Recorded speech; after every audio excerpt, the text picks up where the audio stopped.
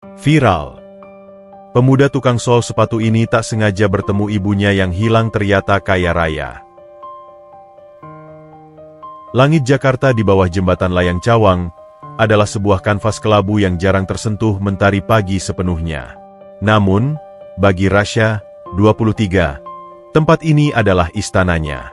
Sebuah lapak berukuran 2x2 meter, beratap terpal usang, dengan papan bertuliskan, sol sepatu kilat, dijamin kuat, menjadi sumber kehidupan dan sekolahnya. Rasya, seorang pemuda dengan garis wajah tegas yang dihiasi senyum tak pernah luntur, duduk bersila di atas tikar anyam lusuh. Ia mengenakan kaos oblong berwarna pudar dan celana jeans robek di lutut, seragam tak resmi para pejuang ibu kota. Tangan kekarnya, yang seharusnya kasar karena pekerjaannya, justru terlihat lentur dan lincah, seperti tangan seorang penari.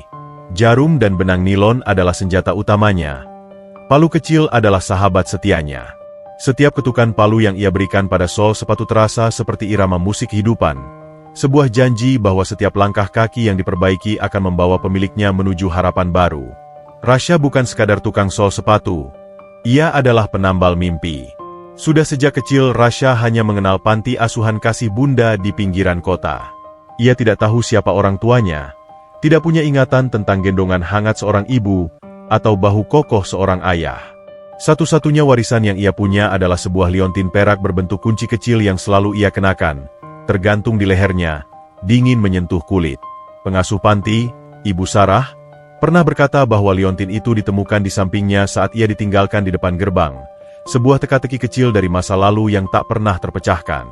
Selesai, Pak. Sudah saya jahit dobel, dijamin tidak akan menganga lagi, bahkan untuk lari maraton. Kata Rasya seraya menyerahkan sepatu pantofel kulit mahal, mengkilap setelah ia sikat dengan teliti. Pria yang menerima sepatu itu, seorang eksekutif muda dengan dasi sutra, tampak terkejut melihat hasil kerja Rasya. Nak, ini luar biasa. Kau yakin hanya serapi ini mengerjakannya di bawah terik matahari? Tanyanya, sedikit sangsi. Sol sepatu itu kan jantungnya langkah. Pak, kalau jantungnya bocor, perjalanan bisa terhenti. Saya kerjakan dengan sepenuh hati, dimanapun saya berada. Jawab Rasya, tersenyum lebar hingga matanya menyipit. Totalnya 25.000.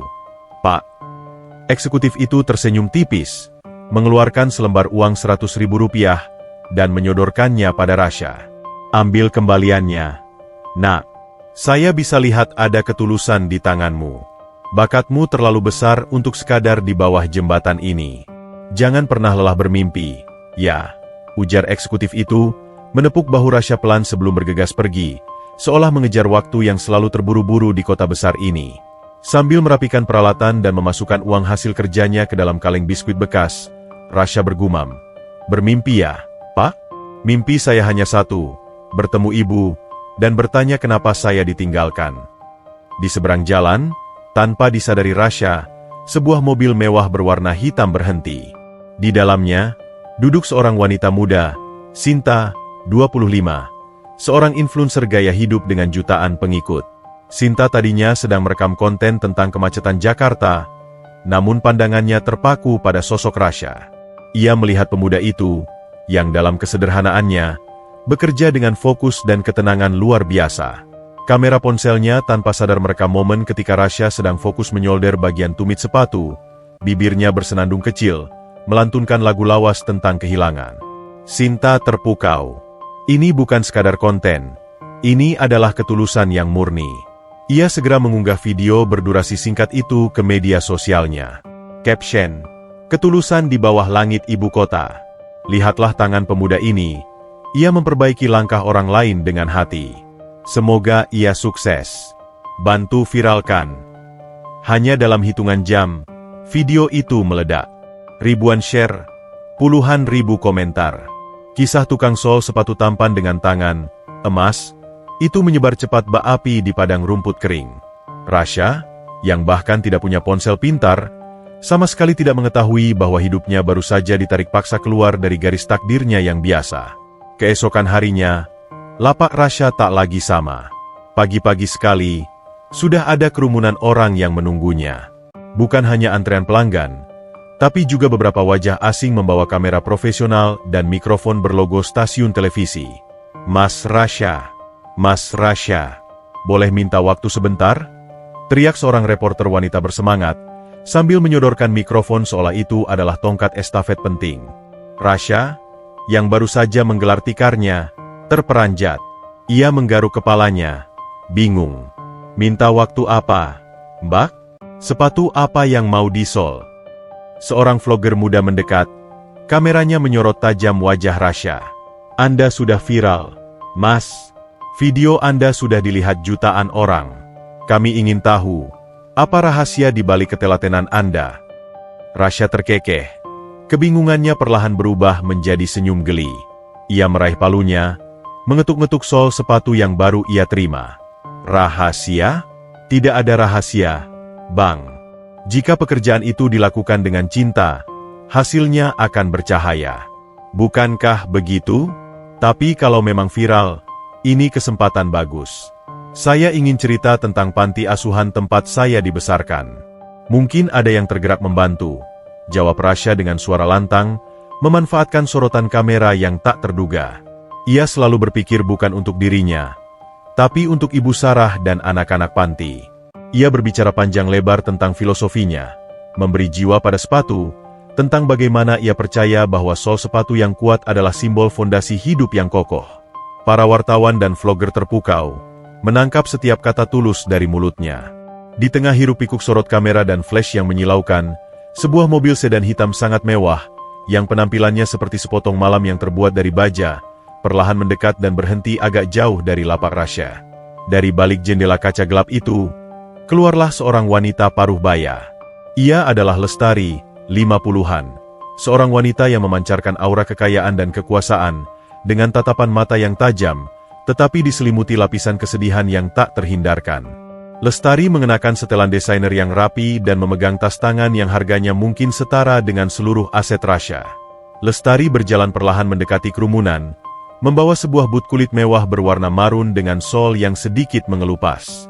Langkahnya terukur, namun ada getaran halus yang tak terlihat pada tangannya yang memegang sepatu itu. Ia mengabaikan kerumunan media, fokus hanya pada satu titik, Rasha. Ketika ia berdiri di depan Rasha, keheningan tiba-tiba merayap di antara mereka berdua, seolah waktu memutuskan untuk berhenti sejenak. Mata Lestari menatap leher Rasha, terpaku pada liontin kunci perak usang yang tergantung di sana. Wajahnya seketika memucat, seperti melihat hantu dari masa lalu. Ia segera menguasai diri, menyembunyikan keterkejutannya di balik topeng ketenangan seorang eksekutif. Nak, Rasha, panggil Lestari, suaranya sedikit bergetar, berusaha tetap elegan. Saya butuh bantuanmu. Sol sepatu boot ini sedikit bermasalah. Saya tidak percaya pada sembarang orang, tapi setelah melihat video viral itu, saya yakin hanya tanganmu yang bisa memperbaikinya.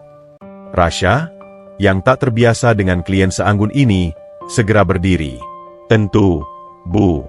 Mari saya lihat. Saat Rasha mengambil sepatu itu, aroma parfum Lestari menyeruak. Itu adalah wewangian yang sangat mahal, namun bagi Rasha, aroma itu terasa anehnya familiar. Sebuah sensasi deja vu samar menyergapnya, seolah ia pernah mencium bau yang sama di tempat yang sangat jauh dan lama. Kenangan yang tak berbentuk, hanya berupa gema emosi. Sepatu ini sangat penting bagi saya. Saya mau kamu yang mengerjakannya, dan tidak ada yang lain. Berapapun harganya, ujar Lestari, menatap lurus ke mata Rasha. Rasha membalik sepatu itu, memeriksanya dengan teliti. Ini perbaikan kecil, Bu. Hanya butuh 1 jam. Biayanya biasa saja, 30.000. Lestari menggeleng pelan. Tidak. Ini bukan masalah uang. Tapi, bisakah kamu mengerjakannya sambil kita bicara sebentar? Saya ingin tahu lebih banyak tentang dirimu, Nak, tentang kisah hidupmu. Para wartawan mulai berbisik, merasa ada yang menarik dari interaksi antara wanita kaya raya ini dengan si tukang sol sepatu. Ini adalah kisah viral yang melangkah ke level yang berbeda. Maaf, Bu, kalau bicara, saya takut konsentrasi saya buyar, dan solnya jadi tidak kuat. Canda Rasha, berusaha mencairkan suasana. Lestari tersenyum kecil, Senyum yang terasa sedikit dipaksakan, menyimpan beban ribuan rahasia. Baiklah, saya akan tunggu. Tapi, saya akan datang lagi besok untuk mengambilnya. Dan saya akan bayar biaya konsultasi yang layak untukmu, Rasha. Lestari mengucapkan nama Rasha dengan penekanan yang sedikit aneh, seolah nama itu adalah sebuah mantra yang sudah lama hilang dan baru ditemukan kembali. Sebelum berbalik, mata Lestari kembali menyentuh liontin kunci di leher Rasha, kali ini dengan tatapan yang lebih lama, seolah ingin mengukirnya di memori. Di bawah jembatan layang yang bising, di tengah sorotan kamera yang haus berita, sebuah benang takdir yang telah lama putus kini mulai ditarik kencang. Rasha, si penambal sol sepatu, tanpa sadar baru saja bertemu dengan pintu gerbang menuju masa lalunya, pintu yang kini dipegang oleh seorang wanita kaya raya dengan rahasia yang membuatnya gemetar. Pertemuan ini adalah jembatan pertama menuju pengungkapan identitas dan konflik yang akan mengubah hidup Rasha selamanya, menjanjikan alur cerita yang akan membawa pembaca terhanyut. Rasha menarik napas panjang. Ia mengambil benang nilon dan jarumnya. Jantung langkah, gumamnya, mulai menjahit sol sepatu mahal itu dengan hati-hati. Ia tidak tahu bahwa sol yang sedang ia perbaiki itu adalah sepatu milik ibu kandungnya yang telah lama hilang. Lapak sol sepatu kilat milik Rasha masih dikepung atensi. Namun, pagi itu Rasha sudah lebih siap mental. Ia merapikan sisa-sisa benang dan kulit di tikarnya, berusaha mengabaikan tatapan mata penasaran yang melintas di jalan. Setelah Lestari pergi kemarin, pikirannya dipenuhi oleh aroma parfum mahal itu, wewangian yang terasa seperti potongan memori yang hilang dan kini mencoba untuk menyatu kembali. Liontin kunci di lehernya terasa lebih dingin, seolah liontin itu merasakan adanya daya tarik misterius. "Permisi, Mas Rasha. Saya dari media online mau wawancara eksklusif," sapa seorang pemuda berkacamata tebal yang tiba-tiba sudah berdiri di depannya. Rasha tersenyum sopan. "Maaf, Mas. Saya sedang ada janji dengan pelanggan penting. Mungkin nanti siang ya? Atau kalau mau, tinggalkan sepatu saja dulu, biar nanti saya telepon." Sejak viral, Rasha harus belajar mengatur waktu antara bekerja dan menghadapi sorotan media, sebuah dunia baru yang terasa asing dan gemerlap. Ia memanfaatkan momen ini sebaik-baiknya, tidak untuk ketenaran, tetapi untuk mengumpulkan dana demi panti asuhan kasih bunda yang sangat ia cintai. Tepat pukul 11 siang, mobil sedan hitam yang sama kembali berhenti di tepi jalan. Kedatangan Lestari kali ini tidak ditemani aura panik, melainkan nuansa otoritas yang anggun. Ia turun dari mobil, kali ini tanpa membawa sepatu, hanya sebuah tas kerja kulit yang mewah. "Sepatunya sudah selesai, Bu Lestari. Sudah saya masukkan lapisan anti-air juga. Semoga langkah ibu semakin ringan," kata Rasha, menyerahkan but marun itu dengan hati-hati. Lestari menerima sepatu itu, membalik-baliknya, dan tersenyum. Senyum yang mencapai matanya, lebih tulus dari kemarin. "Kau memang luar biasa, Nak. Benar-benar seorang seniman. Jahitanmu ini bukan sekadar pekerjaan. Ini adalah ukiran ketulusan. Aku belum pernah melihat sol sepatu serapi ini." Lestari mengeluarkan selembar uang Rp500.000. "Ini upahmu, Rasha. Dan sisanya, anggap saja biaya bincang-bincang kita hari ini." Rasha sedikit terkejut. Jumlah itu 10 kali lipat dari harga yang ia sebutkan. Ia berusaha mengembalikan sisanya, tapi Lestari menahan tangannya dengan lembut. "Tidak, Nak. Anggap saja ini investasi. Saya datang bukan untuk membeli waktu, tapi untuk membeli bakatmu.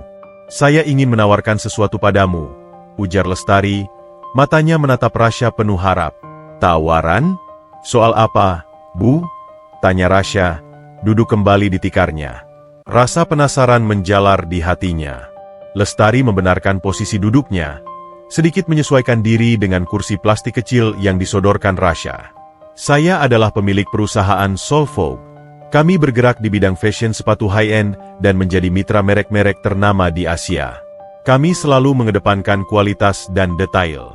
Selama ini, kami mengandalkan mesin canggih dan desainer mahal. Tapi aku sadar, mesin tidak punya hati, dan desainer mahal terkadang melupakan fungsi." Lestari mencondongkan tubuhnya, suaranya perlahan berubah menjadi bisikan yang memikat. "Aku butuh sentuhanmu, Rasha. Sentuhan seorang seniman yang menganggap sol sepatu sebagai jiwa. Aku ingin kau bergabung dengan Solvogue, menjadi kepala divisi reparasi khusus VVIP. Kau tidak akan lagi menyolder di bawah terik matahari, tapi di sebuah studio dengan pendingin udara, peralatan terbaik, dan bahan baku premium. Rasha terdiam, bagai disambar petir di siang bolong. Lapaknya, yang selama ini menjadi payungnya dari hujan dan panas, terasa goyah. Ia memegang liontin kuncinya tanpa sadar. Ini adalah sebuah lompatan kuantum dalam hidupnya. Dari trotoar kusam menuju istana kaca yang Lestari sebut sebagai kantornya. Kepala divisi. Bu, tapi saya hanya lulusan SMA, Bu. Saya hanya tahu cara menjahit dan menyolder, kata Rasha. Tawaran itu terasa seperti dongeng yang mustahil. Lestari tersenyum meyakinkan. Keterampilanmu, Rasha, lebih berharga dari 1000 ijazah. Keahlianmu adalah murni, tidak terkontaminasi teori. Gaji yang akan saya berikan, ditambah fasilitas tempat tinggal, jauh lebih dari cukup untuk memenuhi kebutuhanmu dan membantu panti asuhan. Rasha menunduk. Otaknya berputar cepat. Ini adalah kesempatan emas untuk membantu Ibu Sarah dan anak-anak panti yang ia anggap keluarga. Namun, ada keraguan tipis yang menyelinap, seolah ada suara halus memperingatkannya. Kenapa wanita ini begitu terobsesi padaku? Boleh saya minta waktu, Bu? Saya harus bicara dulu dengan Ibu Sarah di panti asuhan, pinta Rasha. Tentu saja. Tapi sebelum itu, ada satu hal lagi yang ingin kutanyakan. Ini soal liontinmu itu, ujar Lestari, menunjuk liontin kunci di leher Rasha. Tangannya kini sedikit gemetar. Oh, ini satu-satunya peninggalan dari orang tua kandung saya, Bu. Saya selalu memakainya, jawab Rasha, memegang liontin itu erat. Liontinnya sangat unik. Apakah Ibu Sarah pernah bercerita soal liontin ini? Apakah ada cerita yang tersembunyi di baliknya? Tanya Lestari, sorot matanya kini penuh kegelisahan yang mendalam, seolah ia sedang menggali kuburan rahasia. Tidak banyak, Bu. Ibu Sarah hanya bilang, liontin ini ditemukan di sebelah saya saat saya bayi. Katanya, kunci ini mungkin membuka sesuatu yang penting di masa depan. Tapi saya tidak pernah tahu itu apa, jelas Rasha. Mendengar penjelasan itu, wajah Lestari kembali memucat. Ia memejamkan mata sesaat, mengambil napas dalam-dalam, sebelum menatap Rasha lagi dengan sorot mata penuh emosi yang sulit diartikan. Itu adalah campuran antara rasa bersalah, kerinduan, dan ketakutan. Dengarkan saya, Rasha. Jangan pernah lepas liontin itu. Jangan pernah ceritakan tentang liontin itu pada orang lain, bahkan di kantor nanti. Janji padaku, pinta Lestari dengan nada memaksa, suaranya tercekat. Rasha keheranan dengan permintaan itu, tapi ia mengangguk. Saya janji, Bu. Bagus. Besok pagi, saya akan kirimkan mobil untuk menjemputmu. Pikirkan tawaran ini baik-baik. Ini bukan hanya sol sepatu, Nak. Ini adalah kunci menuju masa depanmu. Lestari bangkit, memberikan jabat tangan yang hangat dan erat kepada Rasha, jabat tangan yang terasa seperti sebuah pengakuan tanpa kata. Setelah Lestari pergi, Rasha segera membenahi lapaknya. Ia mengambil ranselnya, bergegas menuju panti asuhan. Pikirannya melayang, penuh dengan pertanyaan. Perusahaan mewah, gaji besar, dan larangan untuk bercerita tentang liontin. Semua ini terasa seperti jaring sutra yang indah namun penuh misteri, menjebak dirinya dalam sebuah alur cerita yang tak terduga. Setibanya di panti asuhan, ia disambut hangat oleh Ibu Sarah, 60-an, wanita parubaya berhati emas yang telah menjadi ibu baginya. Ruangan sederhana itu segera menjadi saksi bisu kegelisahan Rasha. Ibu Sarah, saya dapat tawaran kerja di perusahaan sepatu mewah. Gaji besar. Jadi kepala divisi, cerita Rasha, suaranya dipenuhi antara kegembiraan dan kecemasan. Ibu Sarah tersenyum tulus, mengelus rambut Rasha. Ya Tuhan, Nak, Alhamdulillah. Itu berkah dari ketulusanmu. Siapa wanita yang menawarimu ini? Namanya Lestari, Bu. Dia pemilik perusahaan Solvogue. Tapi, Bu, ada yang aneh. Dia menanyakan soal liontin kunci saya. Dia seperti tahu sesuatu, Tapi dia melarang saya bercerita pada orang lain, bisik Rasha, menunjukkan liontinnya. Wajah Ibu Sarah yang biasanya penuh ketenangan kini berubah pucat. Matanya melebar, dan tangannya yang memegang teh hangat bergetar. Gelas itu hampir jatuh. Lestari, pemilik Solvog? Nak, kamu harus hati-hati, kata Ibu Sarah. Suaranya sangat pelan, penuh ketakutan. Ada apa, Bu? Apa Ibu mengenal Lestari? Desak Rasha, hatinya berdebar kencang. Liontin di lehernya kini terasa membakar. Ibu Sarah menarik napas dalam-dalam, matanya menerawang jauh, seolah sedang melihat bayangan masa lalu yang menyakitkan. Dia adalah donatur besar panti ini sejak kamu bayi. Tapi, Nak, dulu ada cerita yang rumit. Dulu, pernah ada perbincangan. Seseorang pernah menitipkanmu padaku, dan Lestari adalah satu-satunya orang yang tahu kebenarannya. Dia mengurusmu dari jauh. Dia orang baik, Rasha. Tapi, masa lalu itu mungkin terlalu berat untuk dia hadapi. Ibu Sarah memeluk Rasha erat. Sebuah pelukan yang penuh cinta namun juga penuh peringatan. Terima tawaran itu, Nak. Ini adalah takdirmu. Tapi ingat, jangan pernah lepaskan liontin itu. Itu adalah setengah dari jawabanmu. Dan tolong, jangan pernah cari tahu lebih jauh tentang masa lalu ibumu yang sesungguhnya demi kebaikanmu sendiri. Permintaan Ibu Sarah membuat Rasha semakin bingung. Lestari memintanya diam. Ibu Sarah memintanya diam, dan melarangnya mencari tahu kebenaran. Rasha merasa seperti sedang berjalan di atas kaca rapuh yang sewaktu-waktu bisa pecah dan mengungkapkan luka lama yang tersembunyi. Saya akan terima, Bu, demi anak-anak di sini. Tapi saya janji, saya akan mencari tahu kebenarannya. Saya lelah hidup dalam misteri, Bu. Saya harus tahu kenapa saya ditinggalkan. Tekad Rasha, sorot matanya berubah menjadi nyala api semangat. Ibu Sarah hanya bisa menghela napas pasrah. Ia tahu, sekali pintu takdir terbuka, tidak ada yang bisa menghentikan Rasha untuk melangkah. Keesokan harinya, Rasha meninggalkan lapak sol sepatu kilatnya, menitipkannya pada seorang pedagang warung kopi di sebelah. Ia mengenakan kemeja lusuh terbaiknya, dengan liontin kunci yang terasa seperti pemberat takdir di lehernya. Sebuah mobil mewah datang menjemputnya, membawa Rasha, si tukang sol sepatu dari trotoar, menuju istana kaca bernama Solvog. Langkahnya kini bukan lagi di atas aspal kotor, melainkan di atas karpet beludru. Ia memasuki dunia Lestari.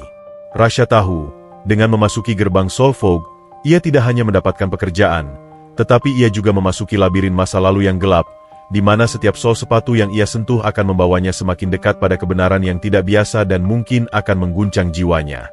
Perjalanan Rasha, si pemuda viral, baru saja dimulai, dari tukang sol sepatu yang tulus, menjadi pemegang kunci rahasia 2 dekade yang terpendam.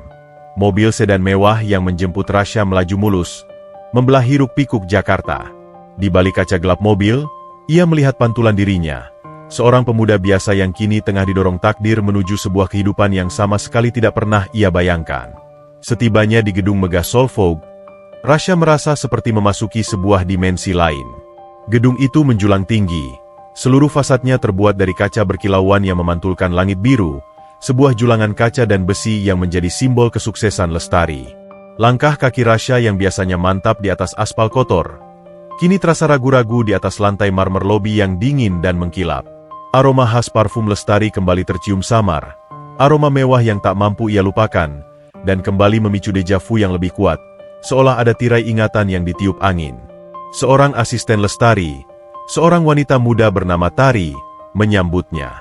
Selamat datang di Solvog, Mas Rasha. Mari saya antar ke ruangan Anda.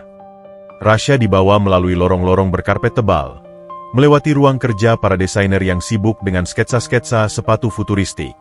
Ia merasa seperti ikan air tawar yang tiba-tiba dilempar ke lautan. Namun, ia memegang teguh pesan Ibu Sarah, ini adalah takdirnya. Ruangan yang disiapkan untuk Rasha ternyata bukan sekadar meja kerja. Itu adalah studio kecil, kedap suara, dilengkapi dengan peralatan reparasi kulit dan sol paling canggih, sebuah laboratorium mini untuk seni memperbaiki. Rasha menghirup aroma kulit baru dan lem premium. Ini adalah surga bagi seorang tukang sol sepatu. Ini adalah kamar inovasi sol, Mas Rasya. Hanya Anda yang punya akses. Ibu Lestari ingin Anda fokus di sini, mengerjakan proyek khusus dan sepatu VVIP. Gaji dan fasilitas akan diurus bagian HRD. Intinya, Anda hanya perlu bekerja dengan tangan emas Anda, jelas Tari, sambil menyerahkan kunci akses. Rasya meletakkan tas lusuhnya. Ia menyentuh meja kerjanya yang baru, sejenak merasakan kehangatan yang kontras dengan dinginnya suasana kantor mewah ini. Terima kasih, Mbak Tari. Saya akan berusaha semaksimal mungkin, kata Rasya, tulus. Namun, ketenangan itu tidak bertahan lama. Tak lama setelah Tari pergi, pintu studionya terbuka tanpa ketukan. Berdiri di ambang pintu adalah seorang pria tampan dengan setelan mahal yang pas di badan, memancarkan aura arogansi yang kental. Ia adalah Daniel, 30-an, CEO muda Solvog, putra tunggal Lestari. Jadi, ini dia, si tukang sol viral, yang mendadak jadi karyawan VVIP? Ruangan ini seharusnya untuk desainer impor, bukan untuk tukang.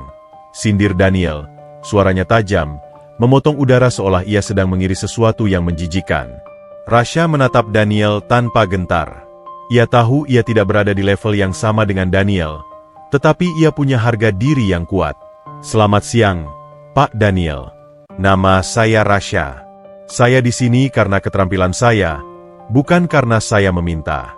Jika hasil kerja saya tidak memuaskan, saya siap angkat kaki.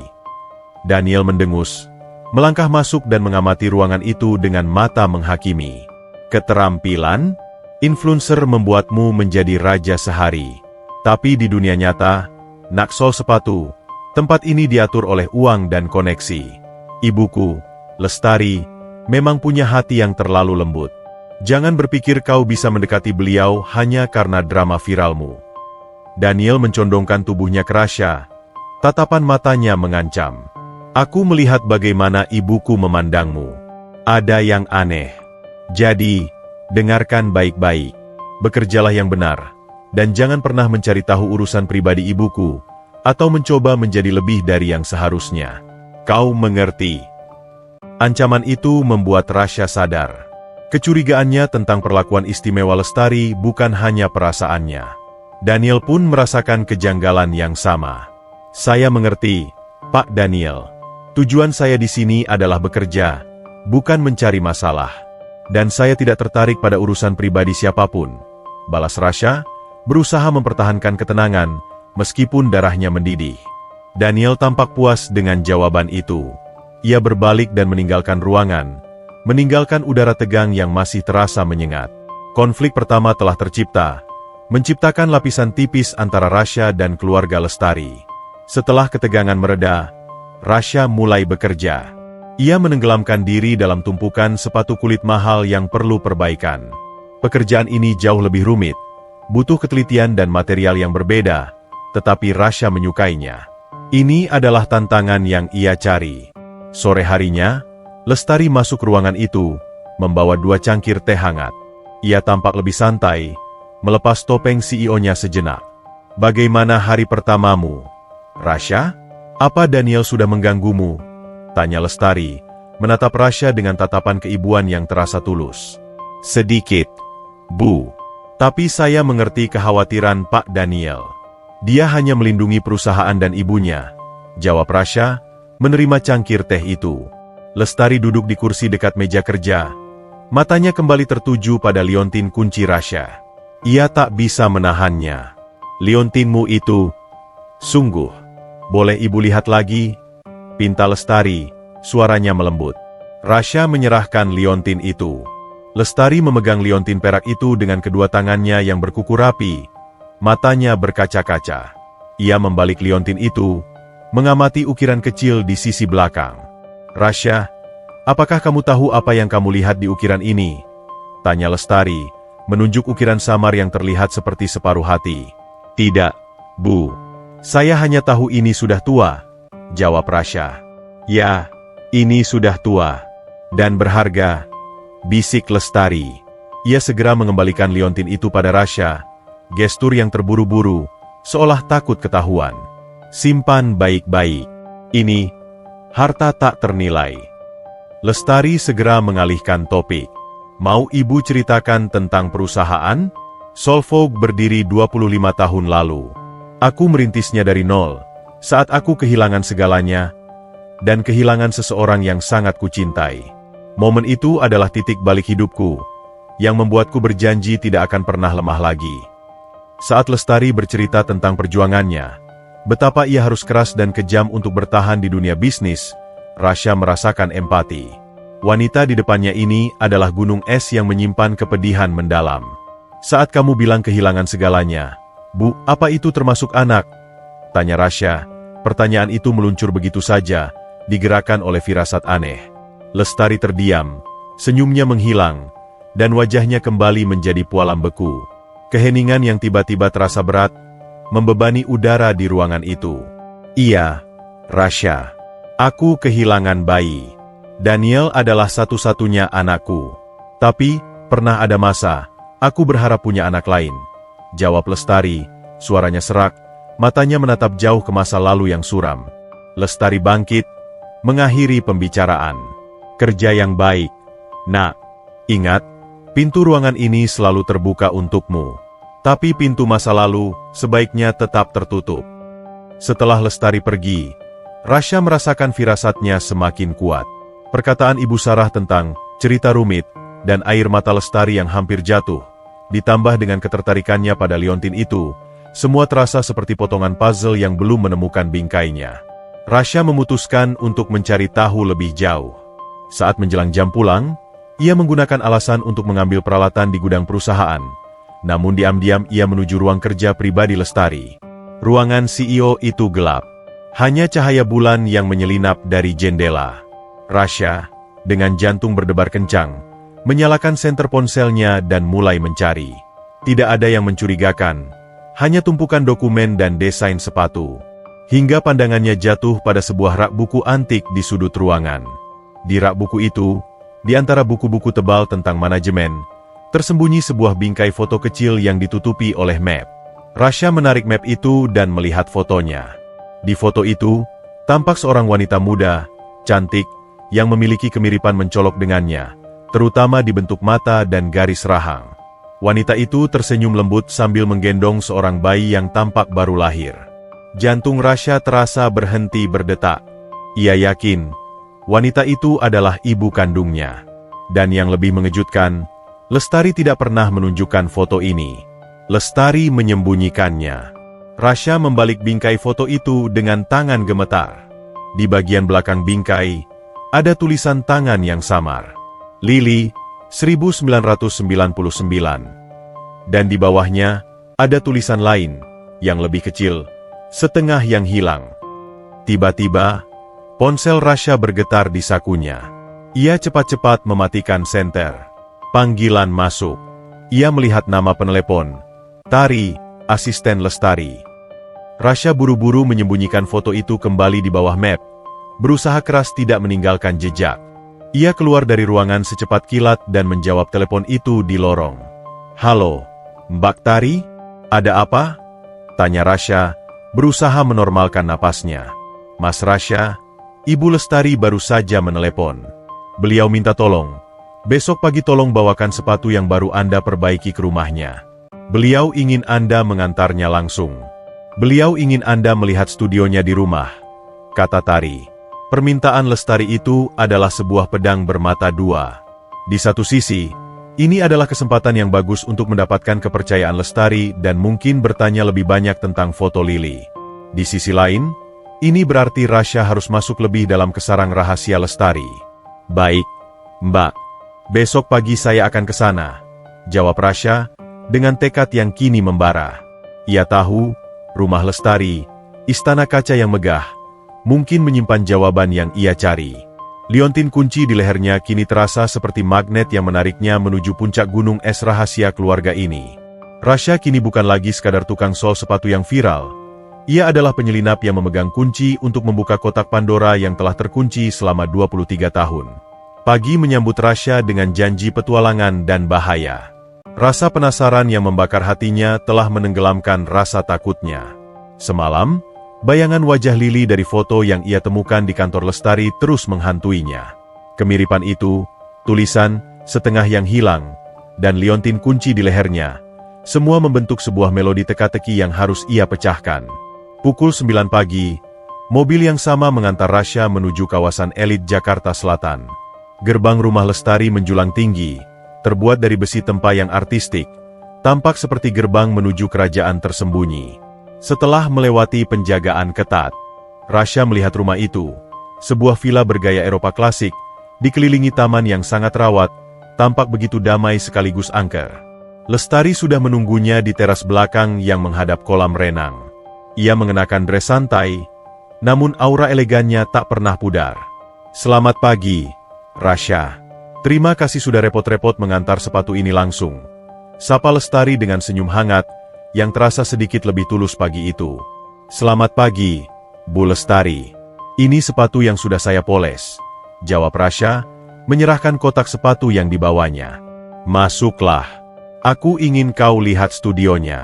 Aku sengaja membuatnya mirip dengan ruangan di kantor, agar kau merasa nyaman," ajak Lestari, menuntun Rasya masuk melalui pintu samping yang terbuat dari kayu jati berukir. Studio Lestari di rumah jauh lebih pribadi dan mewah. Dindingnya dihiasi oleh bingkai-bingkai foto koleksi sepatu langka. Saat Lestari sibuk menunjukkan koleksinya, mata Rasya menjelajah setiap sudut ruangan, mencari petunjuk, mencari foto Lili. "Ini adalah kamar harta karunku. Setiap sepatu di sini punya cerita," jelas Lestari, berhenti di depan etalase kaca berisi sepasang sepatu hak tinggi yang seluruhnya dilapisi kristal. "Bu Lestari, izinkan saya bertanya. Mengapa ibu begitu baik pada saya? Mengapa sampai membuat ruangan seistimewa ini?" tanya Rasya, menatap Lestari lurus-lurus. Ia memutuskan untuk menyerang langsung. Lestari terdiam sejenak. Wajahnya kembali menyembunyikan emosi. Ia menarik napas dalam. "Begini, Rasya, saat aku merintis Solvog, aku melewati masa yang sangat sulit. Ada seorang pria yang sangat kusayangi, Ayah Daniel. Kami hampir kehilangan segalanya. Saat itu, ada seseorang yang membantuku, seseorang yang sangat mirip denganmu." Lestari berjalan menuju meja kerjanya, membuka laci, dan mengambil sebuah dompet kulit usang. Dari dompet itu, ia mengeluarkan sebuah foto Polaroid kecil yang sudah menguning. Foto itu memperlihatkan seorang wanita muda yang persis seperti yang Rasya lihat di kantor Lestari. Lili, dengan senyum yang sama, kali ini memegang sebuah liontin kunci yang tergantung di lehernya. "Wanita ini adalah orang yang kucintai, tetapi ia meninggalkanku. Ia pergi saat aku benar-benar membutuhkannya," kata Lestari, suaranya mengandung nada kesedihan dan penyesalan yang mendalam, seolah ia sedang mengenang janji yang tak pernah ditepati. "Saat aku melihat video viralmu, Rasya, saat aku melihat liontin kunci di lehermu, aku merasa dejavu yang kuat. Kau sangat mirip dengannya. Aku memberimu kesempatan ini, karena aku ingin membayar utang masa lalu kepada orang yang mirip dengannya." Rasya tahu Lestari berbohong. Ia sengaja mengubah cerita foto yang ia temukan di kantor, seolah-olah Lili adalah seorang teman yang meninggalkannya, bukan wanita yang menggendong bayi, mungkin dirinya, 23 tahun lalu. Tapi setidaknya, Lestari sudah mengkonfirmasi nama itu, Lili. "Jadi, namanya Lili, Bu?" tanya Rasya pelan. Lestari mengangguk. "Ya, Lili." Sekarang dia menghilang, tak tahu rimbanya. Saat Lestari meletakkan foto itu di atas meja, perhatian Rasya teralih pada sebuah kotak kayu kecil berukir yang terletak di sudut rak buku. Kotak itu tampak tua dan asing di tengah kemewahan modern. "Itu apa, Bu?" tanya Rasya, menunjuk kotak kayu itu. "Oh, itu hanya kotak kenangan lama. Sudah terkunci. Kuncinya entah kemana," jawab Lestari, suaranya terdengar buru-buru, seolah ingin segera mengakhiri pembicaraan. Tiba-tiba, suara langkah kaki terdengar keras dari lantai atas. Daniel muncul di tangga, mengenakan pakaian olahraga mahal, wajahnya masam saat melihat Rasya. "Ibu, kenapa si tukang sol ini ada di sini? Bukankah sudah kubilang, jangan terlalu akrab dengan karyawan baru?" protes Daniel, suaranya tegas. Lestari menghela napas. "Daniel, jaga bicaramu. Rasya adalah karyawan VVIP-ku. Dia sedang mengantar sepatu. Dan aku hanya mengajaknya bicara. Pergilah. Kau mengganggu. Mengganggu? Aku hanya melindungi perusahaan dan ibu. Kehadiran dia aneh, Bu. Dia mendadak muncul. Ibu langsung memberinya jabatan. Semua karyawan senior bicara di belakang. Ada apa sebenarnya, Bu? Apa dia ada hubungannya dengan masalah lama ayah? Desak Daniel. Kecurigaannya kini berubah menjadi tuduhan. Ia menatap Rasya penuh permusuhan, seolah Rasya adalah duri dalam daging keluarganya. Mendengar nama ayah Daniel, Lestari panik. Cukup, Daniel. Jangan bahas yang tidak perlu. Rasya tidak ada hubungannya dengan masalah ayahmu. Pergi dan selesaikan urusanmu. Bentak Lestari, suaranya meninggi, menunjukkan sisi CEO yang otoriter. Daniel terdiam, terkejut dengan kemarahan ibunya.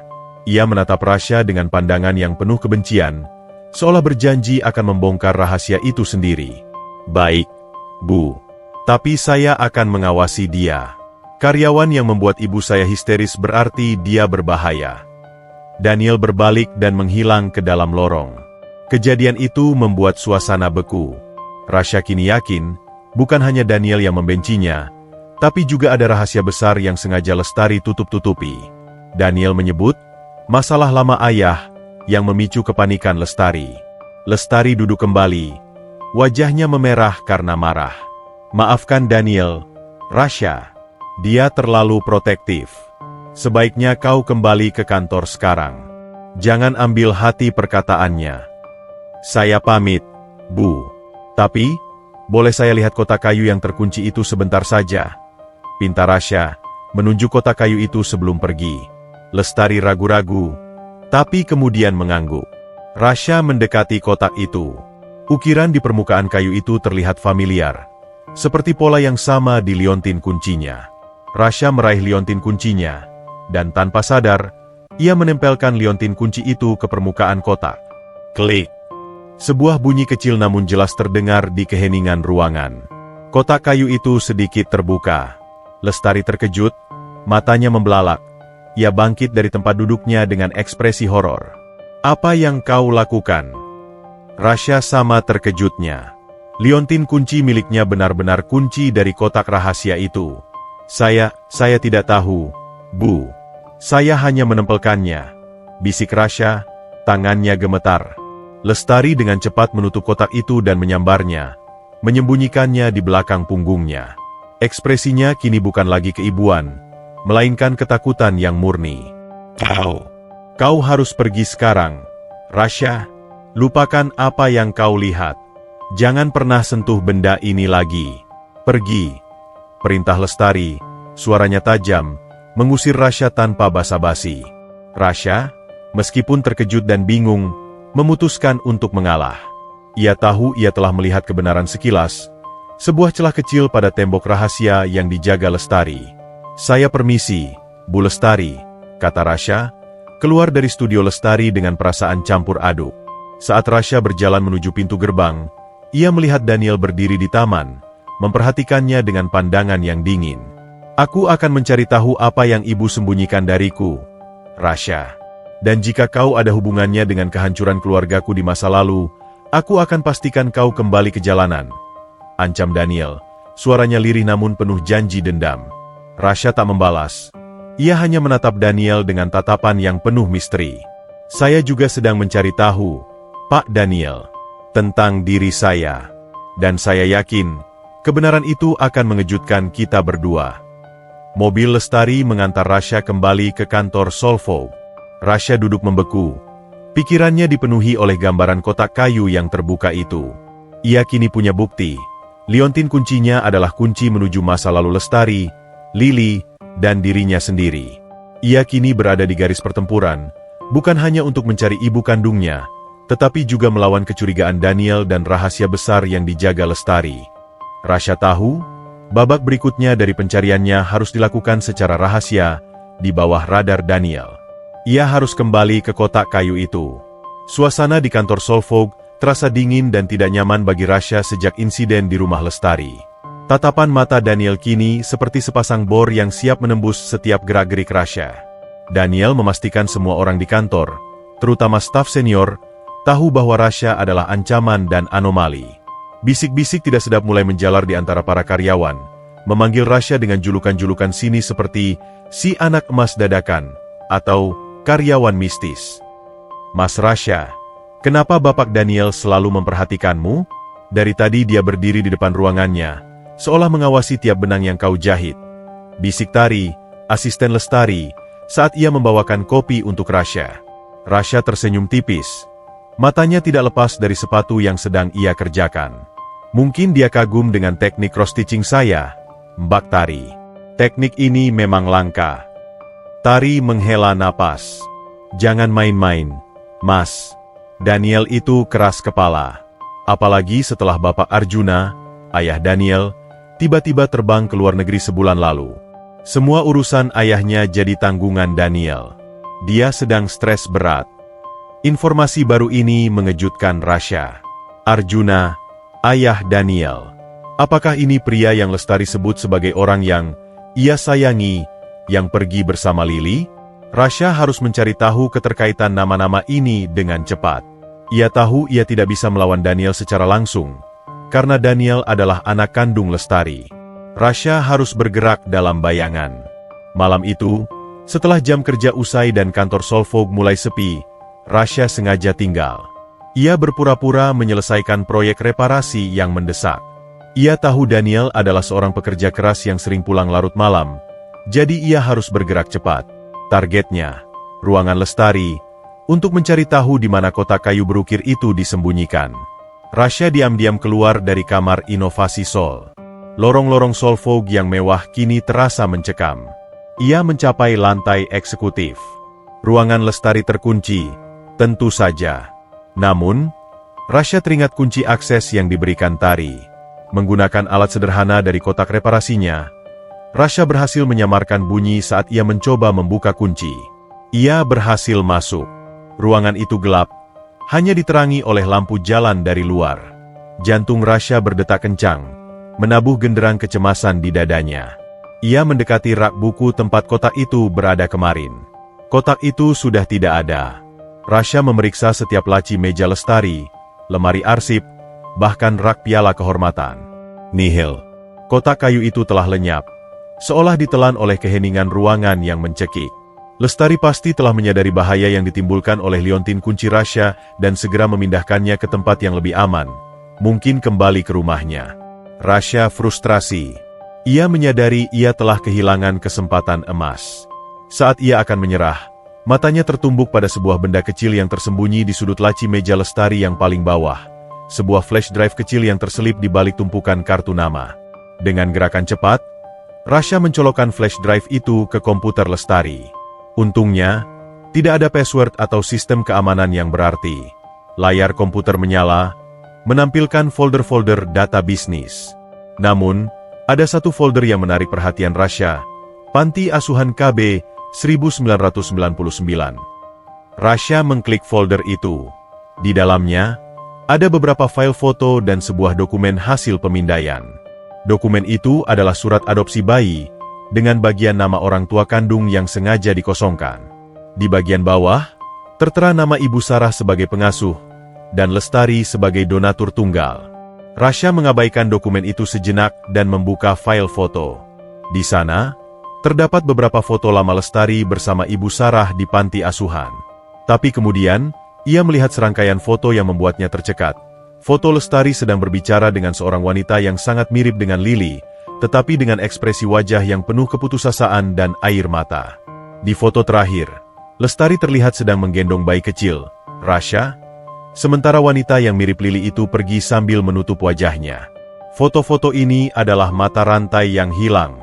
Ini membuktikan bahwa Lestari tidak hanya mengetahui Lily, tetapi dia terlibat langsung dalam perpisahan Rasha dengan ibu kandungnya. Lestari bukan korban yang ditinggalkan seperti yang ia ceritakan, melainkan aktor utama dalam drama perpisahan ini. Tiba-tiba, komputer Lestari menampilkan pemberitahuan. Panggilan video masuk dari luar negeri. Rasha panik. Ia segera mengeklik ikon panggilan, dan wajah seorang wanita muncul di layar. Wajah itu adalah wajah yang sama dengan Lily. Tapi wanita ini terlihat lebih berumur dan elegan, dengan tata rambut yang sempurna dan latar belakang ruangan kantor yang mewah. "Halo, Bu Lestari? Saya tahu ini sudah larut, tapi saya mau memastikan tentang proyek di Manila. Semua aman, ya? Oh, dan bagaimana kabar Daniel? Anakku itu selalu mengkhawatirkannya," kata wanita itu. Suaranya terdengar lembut namun berwibawa. Rasya tercekat. "Anakku?"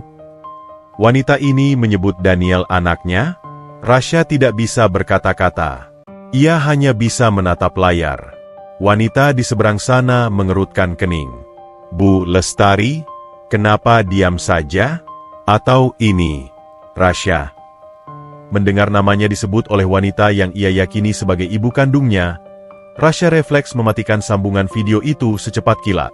Seluruh tubuhnya gemetar, diliputi gelombang kejut yang luar biasa.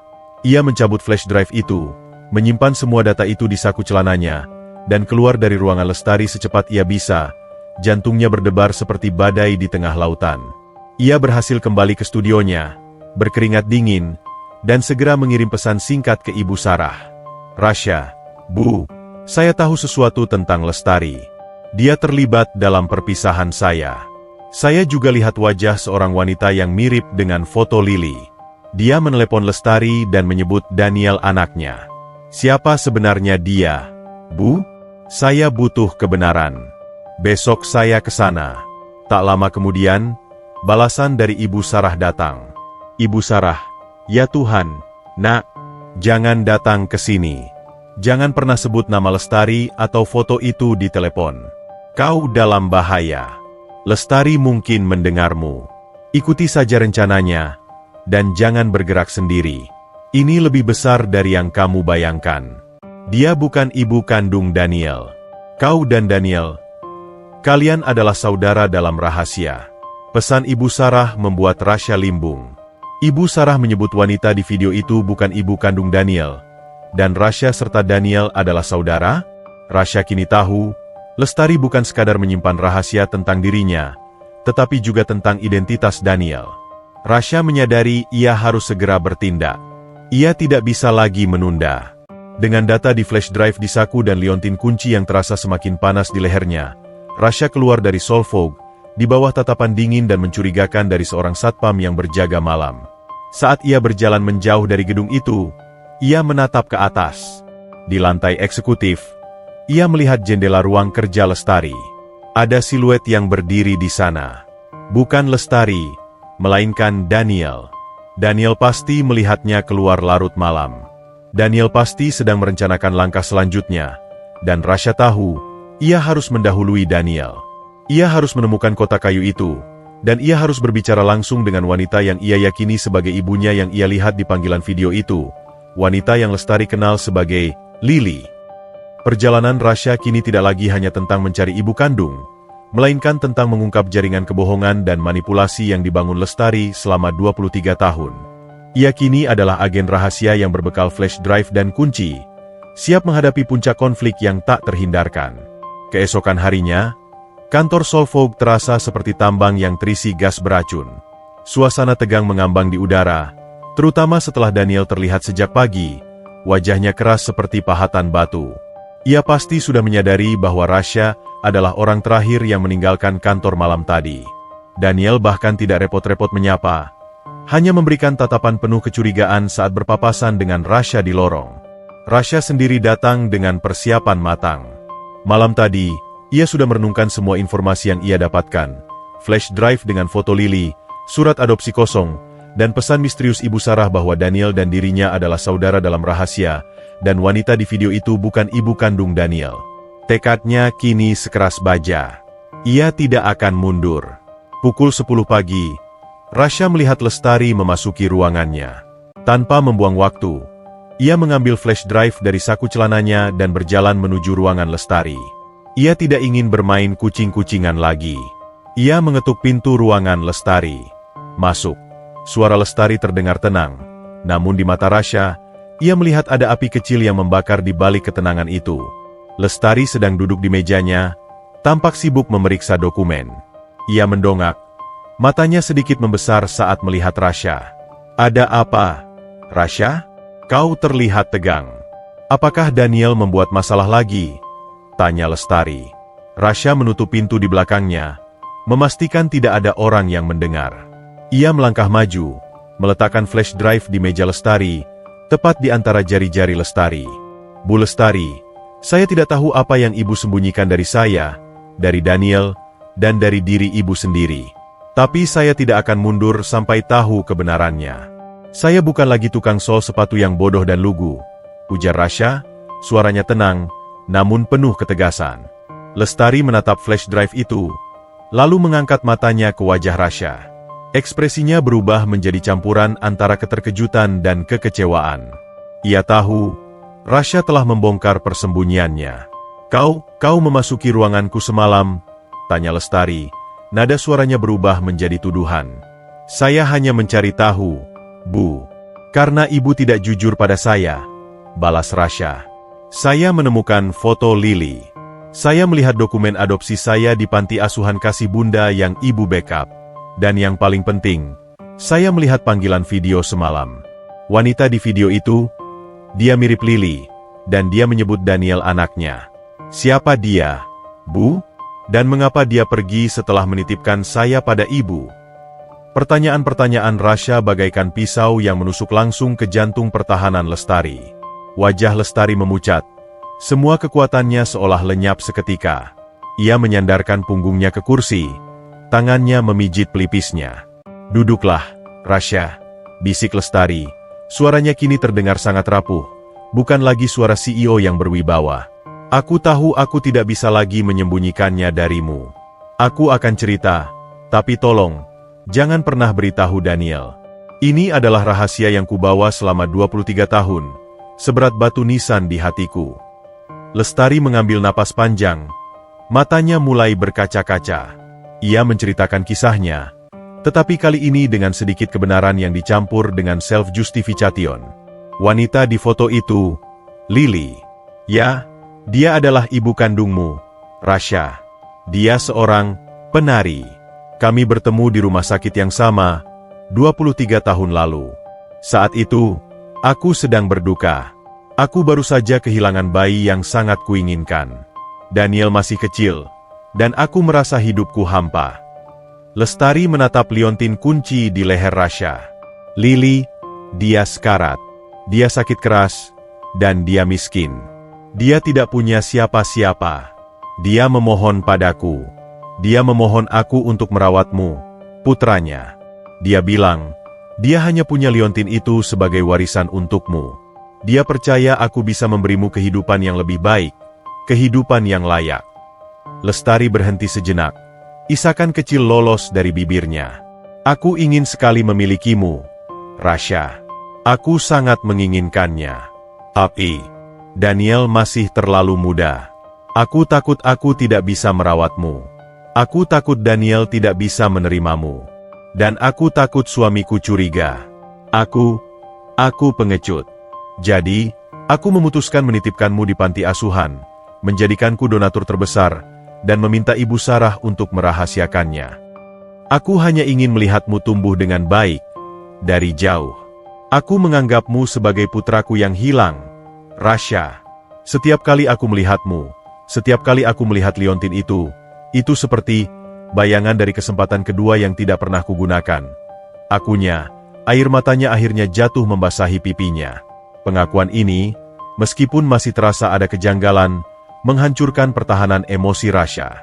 Ia membayangkan Lily, ibu kandungnya, yang menyerahkan bayinya demi kehidupan yang lebih baik, sebuah pengorbanan yang pahit. Jadi, Ibu Lestari adalah orang baik yang menolong ibu saya? Tanya Rasya, suaranya tercekat. Lestari mengangguk, menyeka air matanya. Ya, nak, aku adalah ibu angkatmu, dalam arti yang paling murni. Aku mencintaimu, Rasya.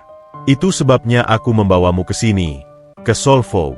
Aku ingin menebus dosaku, memberikanmu semua kesempatan yang seharusnya kau miliki sejak dulu. Lalu, siapa wanita di panggilan video semalam, Bu? Yang menyebut Daniel anaknya? Desak Rasya, menanyakan bagian yang paling kritis. Lestari terdiam lagi, matanya mengelak. Ia tahu ia harus berbohong lagi untuk melindungi rahasia ini. Itu adalah Sarah, Ibu Sarah, pengasuh panti asuhan. Dulu dia memakai nama samaran saat berbicara denganku, karena takut dicurigai pihak lain. Dia memang dekat dengan Daniel, karena Daniel sering ikut saat aku ke panti. Dia hanya salah bicara, Rasya. Dia bukan ibu Daniel. Rasya tahu Lestari berbohong tentang identitas wanita itu. Ibu Sarah kemarin mengatakan wanita di video itu bukan dia, dan menyarankan Rasya untuk berhati-hati. Tapi melihat kesedihan Lestari, ia merasa iba. Perasaan bersalah Lestari tampak begitu nyata, bagai ombak yang menghantam karang. Rasya mengambil flash drive itu kembali. Terima kasih sudah jujur, Bu. Saya mengerti sekarang. Tapi saya tidak akan pernah meninggalkan Liontin ini. Ini adalah satu-satunya jejak ibu kandung saya. Tentu, Nak. Jangan pernah tinggalkan itu. Itu adalah kunci. Lestari menghentikan kalimatnya. Kunci apa, Bu? Tanya Rasya, cepat. Lestari menggeleng pelan, menghindari kontak mata. Kunci, menuju hidup yang lebih baik. Maafkan aku, Rasya. Bolehkah aku memelukmu? Aku hanya ingin merasakan bahwa aku tidak sendirian lagi. Rasya yang hatinya melunak, menerima pelukan hangat dari Lestari. Pelukan itu terasa tulus, seperti pelukan seorang ibu yang lama kehilangan. Di pelukan Lestari, aroma parfum mahal itu kembali menyeruak, dan kali ini, Rasya merasakan dejavu itu berubah menjadi sensasi kehangatan yang pernah ia rasakan, seolah ia pernah berada di pelukan itu saat ia masih bayi.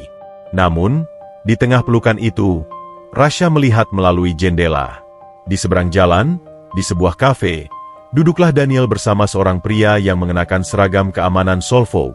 Daniel tampak memberikan instruksi. Tatapannya terarah ke gedung kantor. Daniel sedang menyiapkan jebakan. Rasya menarik diri dari pelukan Lestari. Saya harus kembali bekerja, Bu. Terima kasih untuk ceritanya. Ia meninggalkan Lestari dengan janji untuk menjaga rahasia. Kini, ia punya dua misi. Pertama, mengungkap seluruh kebenaran tentang Lily, yang ia yakini tidak diceritakan sepenuhnya oleh Lestari, dan kedua, menghadapi Daniel yang sedang merencanakan sesuatu yang jahat. Rasya tahu, Lestari adalah wanita yang terperangkap di antara kepeduliannya pada Rasya dan ketakutan akan kebenaran. Pengakuan Lestari memberinya setengah dari puzzle, tapi sisa misteri itu kini terasa lebih mematikan. Ia harus kembali ke satu-satunya orang yang mungkin tahu kebenaran yang tidak berpihak, Ibu Sarah. Rasya harus mencari tahu siapa wanita yang menelepon Lestari dan menyebut Daniel anaknya. Siapakah dia sebenarnya? Dan apa hubungan sesungguhnya antara Daniel dan Rasya? Kunci untuk babak berikutnya kini berada di tangan Rasya, dan ia harus menggunakannya sebelum Daniel bergerak. Setelah pertemuannya dengan Lestari, Rasya merasa hatinya terombang-ambing. Ia merasa lega karena sebagian tirai misteri telah terangkat, namun ia juga yakin bahwa Lestari hanya memberinya setengah dari bintang yang ia cari. Pengakuan Lestari tentang pengorbanan Lily sebagai ibu kandung yang sekarang terasa menyentuh. Namun kebohongannya tentang identitas wanita di panggilan video dan penolakannya untuk menjelaskan kotak kayu berukir itu masih menjadi duri. Rasya tahu, ia harus bergegas. Daniel sedang mengawasinya, dan waktu adalah emas yang semakin menipis. Begitu jam kerja usai, ia segera menyelinap keluar dari Solvo tanpa sepengetahuan Daniel, yang kemungkinan besar masih merencanakan langkahnya. Ia menuju ke panti asuhan Kasih Bunda. Suasana panti yang hangat dan penuh tawa anak-anak selalu menjadi pelabuhan terbaik bagi kegelisahan Rasya.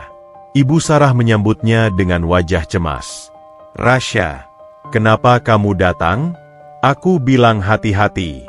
Lestari pasti sudah tahu kamu membongkar rahasianya, bisik Ibu Sarah, menarik Rasya ke dapur panti yang sepi. Ibu, saya harus tahu yang sebenarnya. Lestari bilang Lily adalah ibu kandung saya yang sakit dan sekarat, dan dia menolong saya. Lestari bilang wanita di telepon itu ibu. Mana yang benar, Bu? Tanya Rasya, mengeluarkan flash drive dan memperlihatkan foto-foto Lestari dan Lily.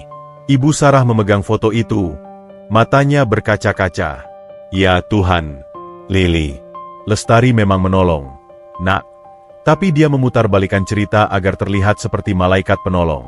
Lily, Dia bukan sekarat. Dia dipaksa. Dipaksa? Oleh siapa, Bu? Desak Rasya, jantungnya berpacu.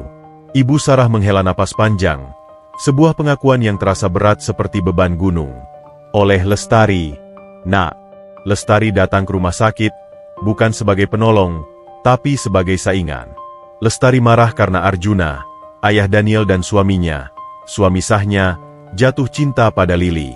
Lili adalah wanita yang cantik, bebas, dan seorang penari jalanan. Dia dicintai ayah Daniel, dan itu membuat Lestari cemburu buta. Saat Lili melahirkan kamu, Lestari mengancam. Dia bilang akan menghancurkan ayah Daniel dan karir yang baru dirintisnya jika Lili tidak menyerahkan salah satu bayinya. Lili tidak berdaya, dia takut. Jadi, dia menyerahkanmu pada Lestari. Lestari menitipkanmu padaku, dan ia menjadi donatur agar bisa memantau dan menjaga Lili tidak muncul kembali. Rasya terhuyung. Dunia di sekitarnya terasa berputar. Lestari bukan penyelamat, melainkan aktor utama dalam drama penculikan emosional. Ia memanipulasi situasi, berbohong, dan memisahkan Rasya dari ibu kandungnya karena cemburu dan balas dendam. Bayi? Lili menyerahkan salah satu bayinya? Berarti, saya punya saudara kembar? Suara Rasya terdengar parau. Ibu Sarah mengangguk pelan, air mata menetes. Iya, Nak. Lili tidak menyerahkanmu begitu saja. Dia menyimpan kembaranmu bersamanya. Dia hanya punya 2 liontin kunci ini. Satu ia berikan padamu, dan satu lagi ia simpan untuk kembaranmu. Lestari tak pernah tahu Lili punya anak kembar, karena Lestari hanya mengambilmu dari rumah sakit. Lili sangat pintar menyimpan rahasia. Lalu, wanita di panggilan video itu, Bu, yang menyebut Daniel anaknya? Tanya Rasya, menelan ludah. Dia bukan saya, Nak, dan dia bukan ibu kandung Daniel. Bisik Ibu Sarah, melihat ke sekeliling, takut ada yang mendengar. Itu adalah Aurora. Dia adalah identitas baru Lili setelah ia membangun hidupnya kembali. Dia menjadi pengusaha sukses di luar negeri, di bidang perhiasan. Dia menelepon Lestari karena Daniel. Daniel adalah anak yang disayangi Lili. Kau dan Daniel, kalian memang saudara, Nak. Saudara tiri. Tapi Lestari tidak ingin ada yang tahu bahwa Aurora, mantan Lili, kini kaya raya dan berhasil di hidupnya. Pengakuan Ibu Sarah adalah badai informasi yang menghancurkan semua cerita indah yang dibangun Lestari. Rasya memejamkan mata, memproses fakta. Lestari adalah manipulator, Daniel adalah saudara tirinya, dan ibu kandungnya, Lili, kini Aurora, masih hidup, kaya raya, dan sukses. Di mana? Di mana saya bisa menemukan Aurora?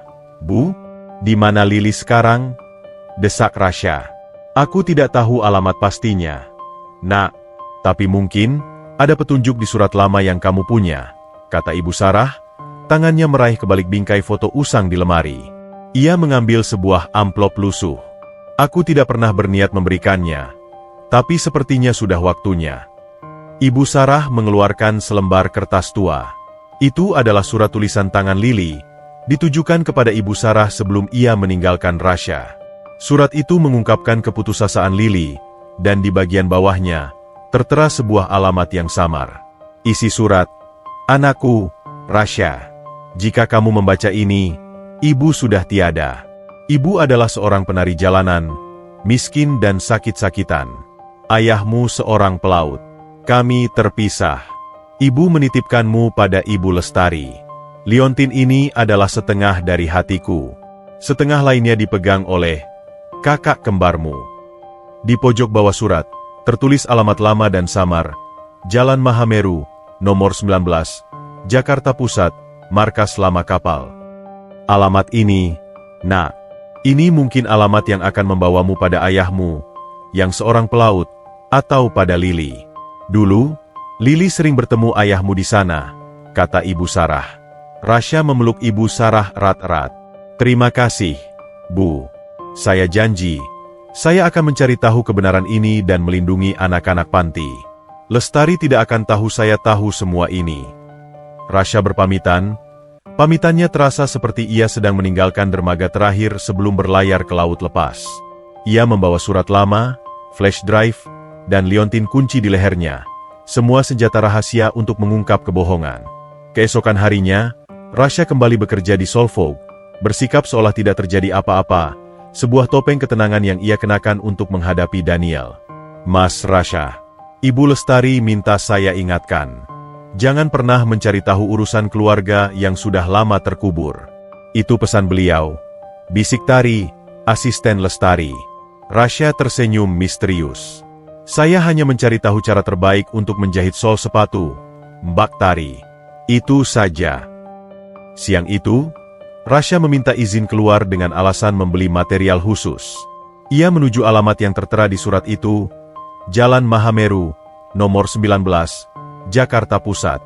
Jalan itu sangat berbeda dari bayangannya. Bukan lagi markas kapal usang, melainkan sebuah distrik bisnis yang padat. Di alamat nomor 19, berdiri sebuah gedung pencakar langit yang sangat mewah, bahkan melebihi Solvog. Sebuah plakat besar bertuliskan, Diamond Corp Headquarters. Diamond Corp, sebuah perusahaan besar yang bergerak di bidang perhiasan, yang baru-baru ini menjadi berita karena kemitraannya dengan merek fashion Eropa.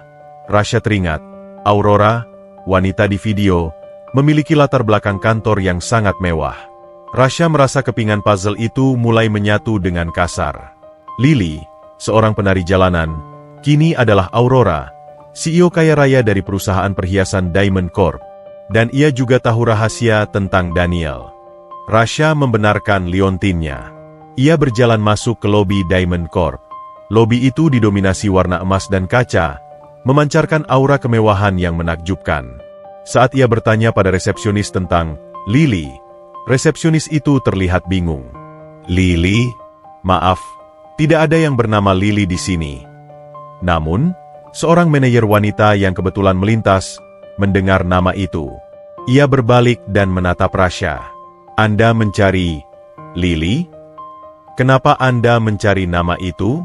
Itu adalah nama masa muda Nyonya CEO. Tapi sekarang beliau menggunakan nama Aurora. Anda siapa? Tanya manajer itu, matanya tajam menyelidik. Rasha merasakan adrenalin mengalir deras. Ia telah menemukan jejaknya, tetapi ia tidak boleh salah melangkah. Saya ingin mengajukan proposal kerjasama, Nyonya. Terkait dengan Solvog dan perusahaan perhiasan ini, dusta Rasha dengan cepat, menggunakan pengetahuan bisnisnya yang baru didapat. Bisakah saya bertemu dengan Nyonya Aurora? Manajer itu ragu-ragu. Nyonya Aurora sedang sibuk, Tuan. Tapi karena Anda menyebut Solvog, mungkin ada pengecualian. Mari, ikuti saya. Rasha mengikuti manajer itu, menaiki lift super cepat menuju lantai eksekutif, lantai tertinggi gedung itu, yang terasa seperti puncak dunia. Di sana, ia akan bertemu dengan wanita yang ia yakini adalah ibu kandungnya, wajah yang ia lihat di foto dan panggilan video, wanita yang selama ini ia cari, wanita yang Lestari usahakan untuk ditutupi, Aurora, CEO kaya raya Diamond Corp. Rasha kini berdiri di ambang pintu, siap menghadapi kebenaran pahit dan puncak emosi yang telah lama ia pendam. Di balik pintu itu, kisah 23 tahun perpisahan akan menemui titik terangnya, dan plot twist terbesar akan terungkap. Lift yang membawa Rasha ke lantai eksekutif Diamond Corp terasa seperti tabung waktu, membawanya dari masa kini yang penuh teka-teki menuju kebenaran masa lalu yang tak terhindarkan. Jantungnya berdebar, bukan karena takut, melainkan karena gejolak emosi yang tertahan selama 23 tahun. Ia memegang liontin kuncinya erat-erat, satu-satunya benda yang menghubungkannya dengan wanita yang akan ia temui. Manajer wanita itu menuntun Rasha ke sebuah ruangan kantor yang megah, didominasi oleh panel kayu gelap, pemandangan kota Jakarta yang terhampar luas, dan etalase kaca berisi perhiasan berlian yang berkilauan bagai bintang-bintang yang dipanen dari langit malam. Di tengah ruangan, duduklah seorang wanita yang sangat anggun dan berwibawa di balik meja kerja marmer. Ia adalah wanita yang sama yang Rasha lihat di flash drive dan panggilan video Lestari. Wajahnya, yang kini dikenal sebagai Aurora, 40-an, memancarkan kecantikan Lily, namun dengan kematangan seorang pemimpin yang telah melewati badai. Aurora mendongak dari dokumennya. Matanya yang tajam dan berwarna coklat gelap langsung bertemu pandang dengan Rasha. Saat itulah, sebuah percikan pengakuan yang mendalam melintas di antara mereka, Sebuah koneksi tak terucapkan yang melampaui waktu dan perpisahan. Aurora meminta manajernya keluar. Keheningan yang tercipta di antara mereka sangat tegang, bagai kawat baja yang siap putus. Anda datang dari Solvog dengan proposal kerjasama, bukan? Tanya Aurora, suaranya halus namun tegas, memecah keheningan. Iya, Nyonya Aurora, jawab Rasha, langkahnya maju beberapa inci. Ia menatap Aurora dengan intens, mencoba menemukan bayangan ibu kandung yang diceritakan Ibu Sarah, bukan tokoh bisnis yang dingin. Tapi ada hal yang jauh lebih penting dari bisnis yang ingin saya bicarakan. Aurora menyipitkan mata. Sesuatu yang lebih penting? Apa itu? Rasha, tanpa ragu, mengeluarkan liontin kunci di lehernya, menariknya keluar dari balik kerah kemejanya. Liontin itu berkilauan di bawah cahaya lampu kantor yang elegan. Saya datang untuk menanyakan tentang ini, Nyonya Aurora. Dan tentang sebuah nama, Lily, ujar Rasha, tegas. Melihat liontin itu, ekspresi Aurora seketika berubah. Topeng profesionalnya runtuh. Matanya membelalak, dan napasnya tertahan, seolah ia baru saja melihat hantu yang sangat dirindukan. Tangannya yang mengenakan cincin berlian mahal gemetar di atas meja. Di mana kau dapatkan liontin itu? Bisik Aurora, suaranya bergetar hebat. Hanya ada 2 liontin seperti itu di dunia. Satu kubawa, dan satu lagi ada padamu. Dan yang ini ada padaku. Lily adalah nama masa mudamu, bukan?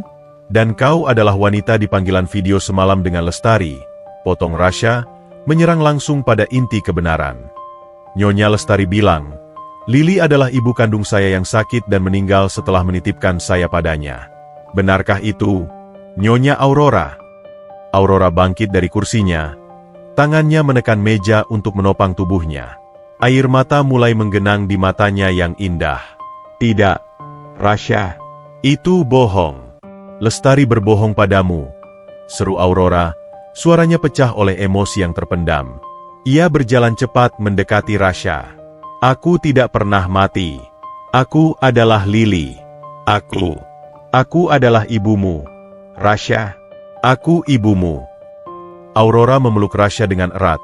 Pelukan yang terasa seperti badai yang akhirnya menemukan pantainya. Rasha merasakan kehangatan yang mendalam. Kehangatan yang persis sama dengan yang ia rasakan di tengah deja vu aroma parfum mahal Lestari, tetapi kali ini disertai rasa cinta yang murni dan tulus. Mereka melepaskan pelukan. Rasha memegang bahu Aurora, menuntut kebenaran yang tak terpisahkan. Kenapa, Bu? Kenapa Lestari harus berbohong? Kenapa Ibu Sarah bilang Lestari memanipulasi Ibu? Kenapa Lestari bilang Ibu menyerahkan saya karena Ibu sekarat? Aurora menarik napas dalam-dalam, mengatur emosinya, dan akhirnya, kebenaran yang kejam itu terungkap, mengisi semua celah yang ditinggalkan oleh Lestari. Lestari berbohong. Nak, dia adalah mantan istri ayahmu, Arjuna. Saat itu, Arjuna dan aku sedang membangun hubungan, dan ayahmu baru merintis perusahaan pelayaran. Lestari cemburu buta hingga hatinya membusuk. Saat aku melahirkan kalian, kamu dan kakak kembarmu, Lestari datang ke rumah sakit. Dia mengancam.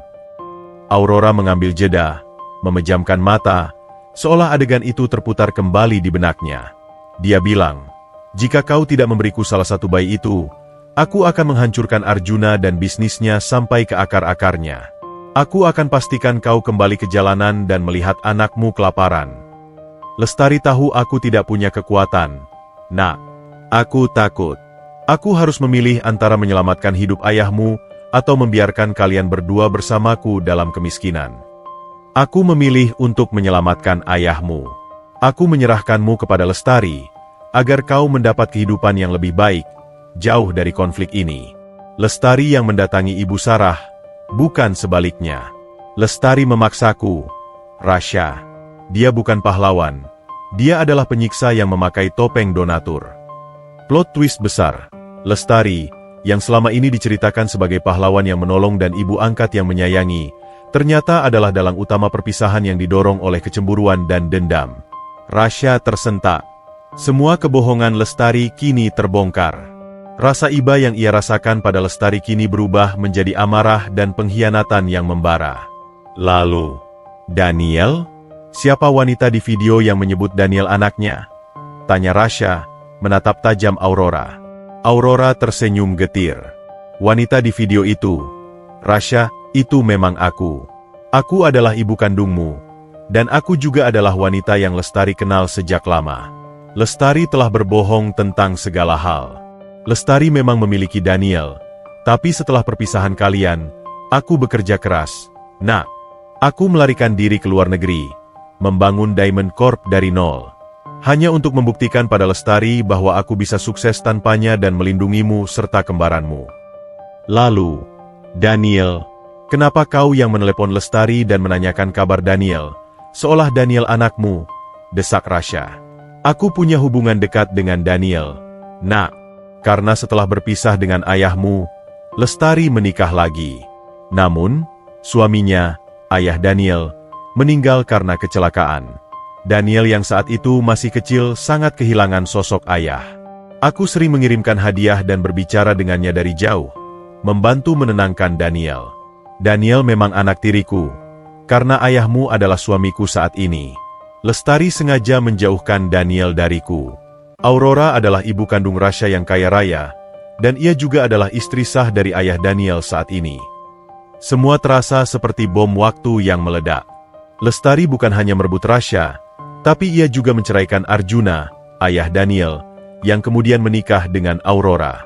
Dan kini, Lestari memanipulasi cerita itu untuk membuat Rasya merasa berutang budi, demi menutupi kejahatannya di masa lalu. Arjuna, ayah Daniel, dia ayahku? Tanya Rasya, lidahnya keluh. Ya, Nak, ayahmu seorang pelaut, yang kini menjadi pengusaha sukses. Dia tidak tahu aku menyerahkanmu karena ancaman Lestari. Dia hanya tahu aku setuju menitipkanmu. Ayahmu saat ini berada di luar negeri untuk mengurus bisnis kapal. Dia tidak tahu Lestari membawamu ke Solvo, jawab Aurora. Aku harus memberitahu ayahmu. Sekarang kita sudah bertemu. Kita harus kembali utuh. Rasya memegang liontin kuncinya dan menatap Aurora. Matanya dipenuhi air mata bahagia yang bercampur dengan kemarahan pada Lestari. Ia telah menemukan ibunya yang hilang, seorang CEO kaya raya yang berjuang keras karena ancaman Lestari. Aurora menarik sebuah kotak kayu yang sangat mirip dengan yang dilihat Rasya di rumah Lestari. Kotak itu dihiasi ukiran yang sama. Aku juga punya kotak ini, Rasya. Ini adalah tempat aku menyimpan kunci kehidupan baruku. Aku rasa, ini adalah saatnya, kata Aurora. Ia menekan tombol intercom. Tolong hubungi ayahmu, Arjuna, dan minta dia segera kembali ke Jakarta. Ada sesuatu yang sangat penting yang harus dia dengar. Juga, hubungi seorang perancang busana muda yang bernama Rania. Katakan padanya, liontin kunci telah menemukan pasangannya. Rasya tahu, Rania adalah kakak kembarnya yang disebut di surat lama itu.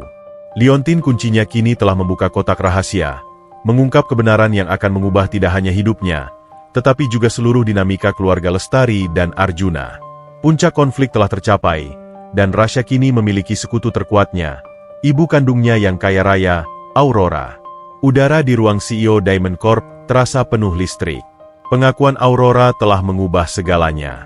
Rasya duduk di sofa kulit mahal, mencerna fakta bahwa ia adalah anak kandung dari seorang CEO kaya raya dan seorang pengusaha pelayaran sukses.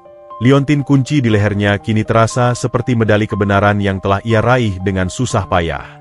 Aurora, dengan mata berkaca-kaca namun penuh ketegasan, sibuk menghubungi Arjuna di telepon, ayah kandung Rasya. Ya, Arjuna, dengarkan aku baik-baik. Ini sangat penting. Rasya ada di sini. Putra kita, yang kau pikir dititipkan, kini sudah kutemukan. Kau harus segera kembali. Semua kebohongan Lestari harus diakhiri. Suara Aurora terdengar mendesak. Setelah menutup telepon, Aurora menggenggam tangan Rasya. Ayahmu akan segera kembali, Nak. Sekarang, kita harus menghadapi Lestari. Dia tidak bisa terus menutupi kejahatannya di balik topeng kedermawanan. Saya setuju, Bu. Tapi saya perlu tahu lebih banyak tentang ayah. Bagaimana Lestari bisa menceraikan ayah, lalu ibu menikah dengan ayah? Tanya Rasha, kebingungan akan garis waktu ini. Aurora tersenyum getir. Saat Lestari mengancamku dan memisahkan kita, pernikahan Lestari dan Arjuna sudah berada di ujung tanduk karena kecemburuan dan sifat posesifnya. Perpisahan itu hanya mempercepat retakan yang sudah ada.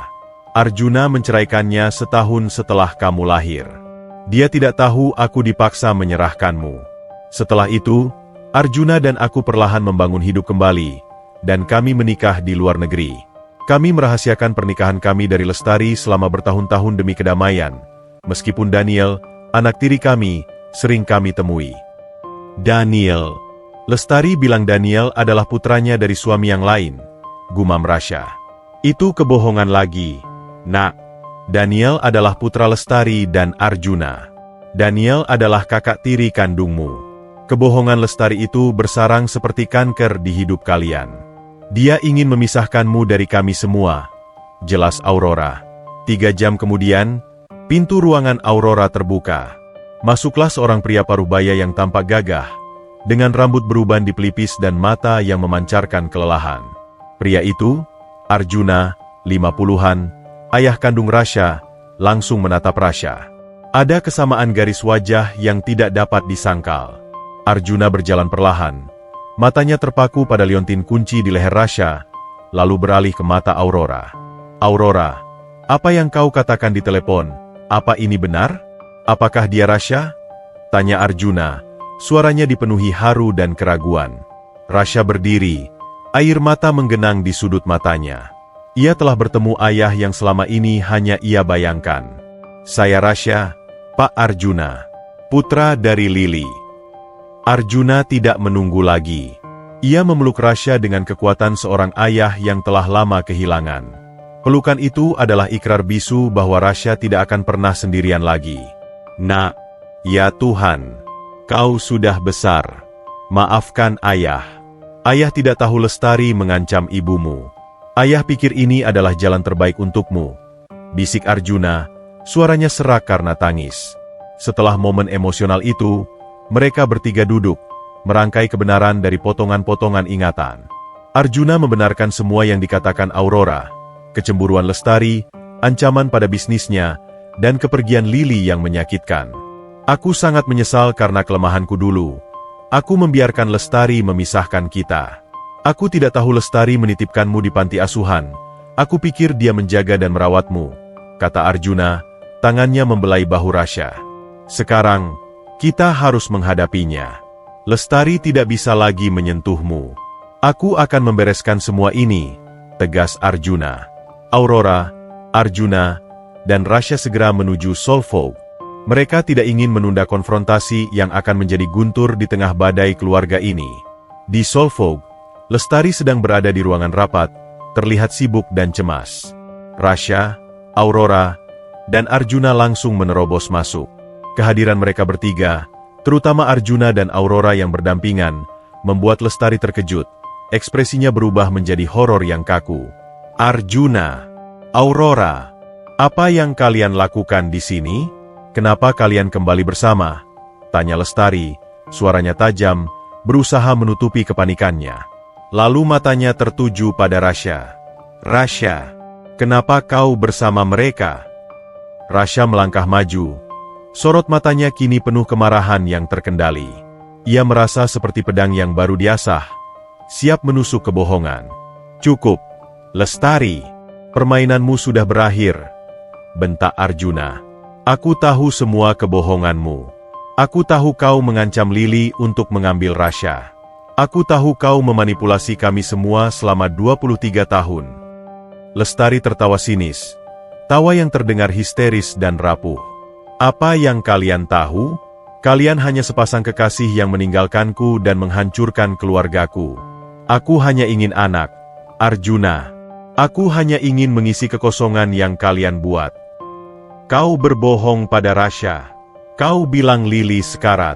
Kau bilang kau adalah penyelamatnya. Kau menjadikan dia tukang sol sepatu hanya agar kau bisa memantau dan mengendalikan hidupnya, memegang rahasia kami sebagai kartu truf MU. Tuding Aurora, matanya menyala. Lestari menoleh ke Rasha, memohon dengan matanya. Rasha, nak, tidak. Mereka berbohong. Aku menyayangimu. Aku adalah satu-satunya ibumu yang peduli. Rasya menatap Lestari lurus-lurus. Ia tidak melihat kasih sayang di mata Lestari, melainkan ketakutan. Ibu Sarah sudah menceritakan semuanya. Bu Lestari, saya tahu ayah Arjuna tidak tahu ibu mengancam Lili. Saya tahu saya punya saudara kembar. Dan saya tahu ibu berbohong tentang Lili. Liontin ini, Bu, ini bukan kunci penyelamat, tapi kunci kebenaran yang ibu coba kubur. Tiba-tiba, pintu ruangan rapat terbuka lagi. Daniel berdiri di sana, wajahnya pucat. Ia pasti sudah mendengar semua keributan itu dari luar. Ada apa ini? Apa yang terjadi? Siapa Lili? Dan ibu, apa yang ayah maksud dengan ancaman? Tanya Daniel, bingung dan marah. Lestari menoleh ke Daniel. Ketenangannya benar-benar hancur. Daniel, nak, jangan dengarkan mereka. Mereka ingin menghancurkan kita. Arjuna melangkah maju, menghadapi putranya. Daniel, nak, aku akan jelaskan semuanya. Rasya adalah adik tirimu, adik kandungmu dari Ibu Aurora, dan Ibu Lestari. Ibumu telah melakukan kesalahan besar. Dia memisahkan kami semua karena cemburu. Dia berbohong tentang identitasnya sendiri dan Rasya. Daniel, yang merasa dunianya runtuh, menatap Lestari. Ibu, apa itu benar? Apa Rasya adalah adikku? Dan wanita di Diamond Corp itu benar-benar istri ayah? Lestari, terpojok dan terhina di depan putra kandungnya dan orang-orang yang ia benci, akhirnya menyerah. Ia menjatuhkan diri di kursi, air mata membanjiri wajahnya. Ya, Daniel, ya, aku melakukannya. Aku cemburu. Aku tidak ingin ayahmu bahagia dengan wanita lain. Aku ingin Rasya, karena aku kehilangan anak. Maafkan ibu, nak, maafkan ibu. Isak Lestari, pengakuannya terdengar seperti ratapan jiwa yang kesepian.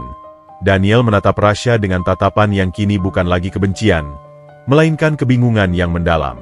Rasya, si tukang sol sepatu, kini adalah adik tirinya, putra dari ayah yang sama, dan korban dari kebohongan ibunya sendiri.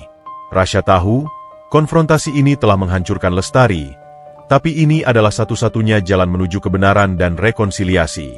Puncak gunung es telah dilebur oleh api emosi, dan kini, saatnya bagi mereka semua untuk menghadapi sisa-sisa kehancuran dan memulai proses penyembuhan yang panjang. Rasya kini memiliki keluarga, dan kebenaran yang tak terbantahkan. Ruangan rapat di Solvog diselimuti keheningan yang tebal. Hanya terdengar isak tangis Lestari. Pengakuan yang meledak itu telah membersihkan udara, namun menyisakan puing-puing emosi yang tak terhitung. Daniel berdiri membeku, wajahnya mencerminkan badai batin. Ia harus menerima kenyataan bahwa ibu yang ia puja adalah manipulator, dan pemuda yang ia benci adalah adik tirinya. Arjuna mendekati Lestari, meletakkan tangannya di bahu mantan istrinya. Lestari, cukup. Kau telah menyakiti banyak orang. Tapi pengakuan ini adalah awal dari penyembuhanmu. Kita akan urus ini baik-baik. Aurora menatap Rasya dengan lembut, mengisyaratkan bahwa drama emosional ini harus segera diakhiri. Rasya, yang hatinya dipenuhi campuran amarah, kelegaan, dan kasih sayang yang aneh terhadap Lestari, mengangguk. Daniel tiba-tiba melangkah mendekati Rasya. Matanya yang merah menatap Rasya, tidak lagi dengan kebencian, melainkan dengan pandangan seorang pria yang kehilangan pijakan. Kau Rasya, ucap Daniel, suaranya pelan dan serak. Aku membencimu karena kau tiba-tiba menjadi spesial bagi ibuku. Aku membencimu karena aku takut kau akan mengambil tempatku. Dan sekarang, kau adalah adikku, korban dari kebohongan ibuku sendiri. Daniel menarik napas dalam. Aku minta maaf, Rasya. Maafkan kebodohan dan arogansiku. Aku tidak tahu apa-apa tentang semua ini. Aku hanya melihat apa yang ibuku mau aku lihat. Rasya mengulurkan tangan, sebuah tawaran damai yang tulus. Aku juga minta maaf, Daniel. Aku hanya mencari kebenaran, dan aku mengerti kenapa kamu bersikap seperti itu. Kamu hanya melindungi ibumu. Daniel menyambut tangan Rasya, jabat tangan mereka erat, menandai akhir dari permusuhan dan awal dari ikatan darah yang tak terduga. Rasa sesak di dada Rasya sedikit berkurang. Setelah semua ketegangan mereda, Arjuna mengambil keputusan.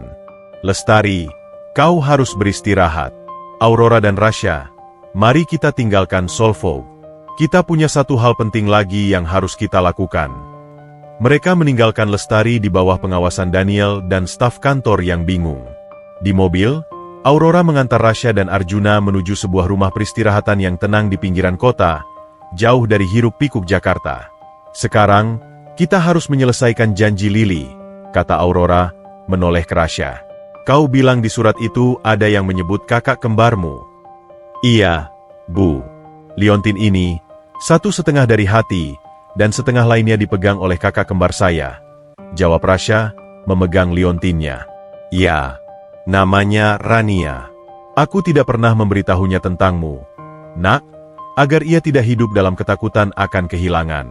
Aku membesarkannya dengan keras, mengajarkannya untuk mandiri dan kuat, jelas Aurora. Setibanya di rumah peristirahatan itu, suasana sangat tenang, diselimuti oleh aroma bunga Kamboja. Di teras belakang, seorang wanita muda yang tampak sangat mirip dengan Rasya, sedang duduk sambil membuat sketsa desain di buku catatannya. Ia memiliki mata yang sama, senyum yang sama, namun dengan aura percaya diri yang tinggi, mengenakan pakaian desainer yang modis. Wanita itu, Rania, 23, bangkit saat melihat Aurora dan Arjuna. Namun, pandangannya langsung terpaku pada Rasya. Ada jeda panjang, di mana Rania dan Rasya saling menatap, seolah melihat cermin yang memantulkan jiwa mereka yang hilang. Ibu, ayah, siapa dia? Dia sangat mirip denganku, tanya Rania, suaranya dipenuhi rasa tak percaya. Aurora tersenyum, air mata haru kembali menetes, tetapi kali ini adalah air mata kebahagiaan. Rania, Nak, kenalkan, dia Rasya. Dia adalah saudara kembarmu, kembaran yang terpisah saat kalian lahir. Rania terhuyung mundur. Saudara kembar? Tidak mungkin. Ibu tidak pernah cerita. Aku minta maaf, Nak. Ini adalah rahasia yang harus kulindungi. Sekarang, lihatlah apa yang dibawanya, kata Aurora, mengisyaratkan Rasya. Rasya melangkah mendekat. Ia melepaskan liontin kunci dari lehernya. Rania, yang kini benar-benar yakin, memasukkan tangannya ke dalam kalung di balik bajunya. Ia mengeluarkan liontin kunci yang persis sama dengan milik Rasya. Ya Tuhan, ini kuncinya, bisik Rania, matanya membesar. Rania dan Rasya berdiri berhadapan. Mereka berdua memegang liontin itu dan dengan gerakan insting, mereka menyatukan kedua liontin kunci itu. Ketika kedua benda perak itu bersentuhan, mereka berpadu sempurna, membentuk ukiran hati yang utuh di tengah-tengah kedua liontin. Klik. Suara penyatuan itu terasa seperti dentuman takdir yang mengakhiri penantian panjang. Rasya dan Rania saling pandang, lalu berpelukan erat-erat, pelukan kembar yang terpisah oleh kebohongan dan kini disatukan oleh kebenaran. Tangisan bahagia Aurora dan Arjuna terdengar di belakang mereka. Kau nyata. Aku selalu merasa ada yang hilang, bisik Rania di bahu Rasya. Aku juga, Ran. Aku juga merasa ada setengah diriku yang kosong, balas Rasya, air matanya membasahi bahu kakaknya. Momen itu adalah puncak penyatuan keluarga. Rasya kini tidak hanya mendapatkan ibu kandungnya yang kaya raya, tetapi juga ayah kandungnya yang sukses, dan yang paling berharga, seorang saudara kembar. Aurora kemudian menjelaskan semuanya pada Rania, tentang ancaman Lestari, pengorbanan yang harus ia lakukan, dan perjuangannya membangun Diamond Corp. Rania, yang selama ini dibesarkan dengan cerita bahwa ia hanya memiliki satu orang tua dan ayahnya adalah seorang pelaut yang jauh, kini mengerti pengorbanan ibunya. Jadi, kita adalah korban kebohongan Bibi Lestari? Tanya Rania, penuh amarah. Iya, Nak. Tapi sekarang sudah berakhir. Kita sudah utuh, ujar Arjuna, memeluk kedua putranya dan Aurora. Malam itu, mereka berkumpul di teras, makan malam bersama sebagai keluarga yang utuh untuk pertama kalinya. Rasya bercerita tentang kehidupannya sebagai tukang sol sepatu, tentang Ibu Sarah, dan tentang bagaimana ia masuk ke Solvog. Rania, seorang perancang busana muda yang sukses di Bali, bercerita tentang mimpinya. Aku seorang desainer, Rasha. Aku merancang pakaian dan sepatu high-end. Kau seorang ahli sol. Kita bisa menjadi duo sempurna. Seru Rania, matanya berbinar. Aku hanya tukang sol, Ran, kata Rasha, sedikit minder. Jangan bodoh. Sol yang kuat adalah fondasi setiap desain hebat. Kau punya tangan emas, Rasha. Solfolk beruntung memilikimu, tegas Aurora, menatap Rasha dengan bangga. Rasha tahu, ia telah menemukan tempatnya.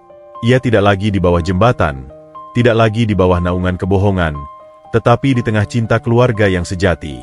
Ia dan Rania, dua setengah hati yang kini telah menyatu, siap menghadapi masa depan. Namun, urusan dengan Lestari dan Daniel belum sepenuhnya selesai. Keluarga baru Rasha tahu bahwa untuk benar-benar menutup babak gelap ini, mereka harus menuntaskan penyelesaian damai yang membawa kebaikan bagi semua pihak, termasuk Lestari yang kini hancur. Langkah selanjutnya adalah menggabungkan dunia mereka, sebuah kolaborasi yang akan mengikat semua orang dalam simpul takdir yang baru. Keesokan harinya, setelah malam yang penuh haru dan pengungkapan, Rasha bersama Aurora dan Arjuna kembali ke Jakarta, membawa serta Rania.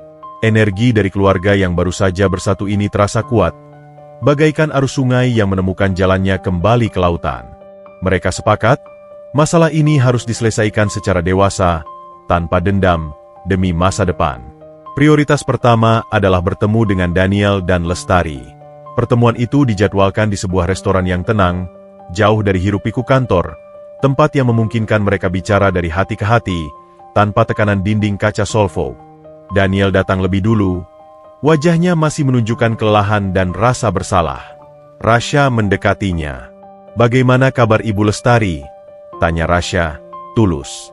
"Ibu, dia shock. Dia menangis sepanjang malam. Dia merasa sendirian dan terhina. Dia kehilangan satu-satunya kebanggaan yang ia punya." "Rasa benar," jawab Daniel, suaranya pelan. "Aku mencoba menenangkannya. Tapi aku juga harus memproses ini semua, Rasha. Kau adalah adikku. Ayah dan Ibu Aurora, mereka adalah orang tuaku sekarang. Kita akan melewatinya bersama, Daniel.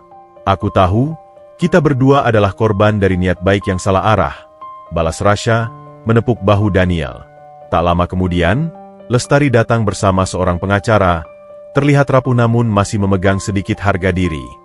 Ia menolak menatap mata Aurora, hanya fokus pada Arjuna dan Rasha. Arjuna memulai pembicaraan. "Lestari, kami datang bukan untuk menghukummu, tapi untuk mencari penyelesaian damai. Rasha sudah tahu kebenarannya.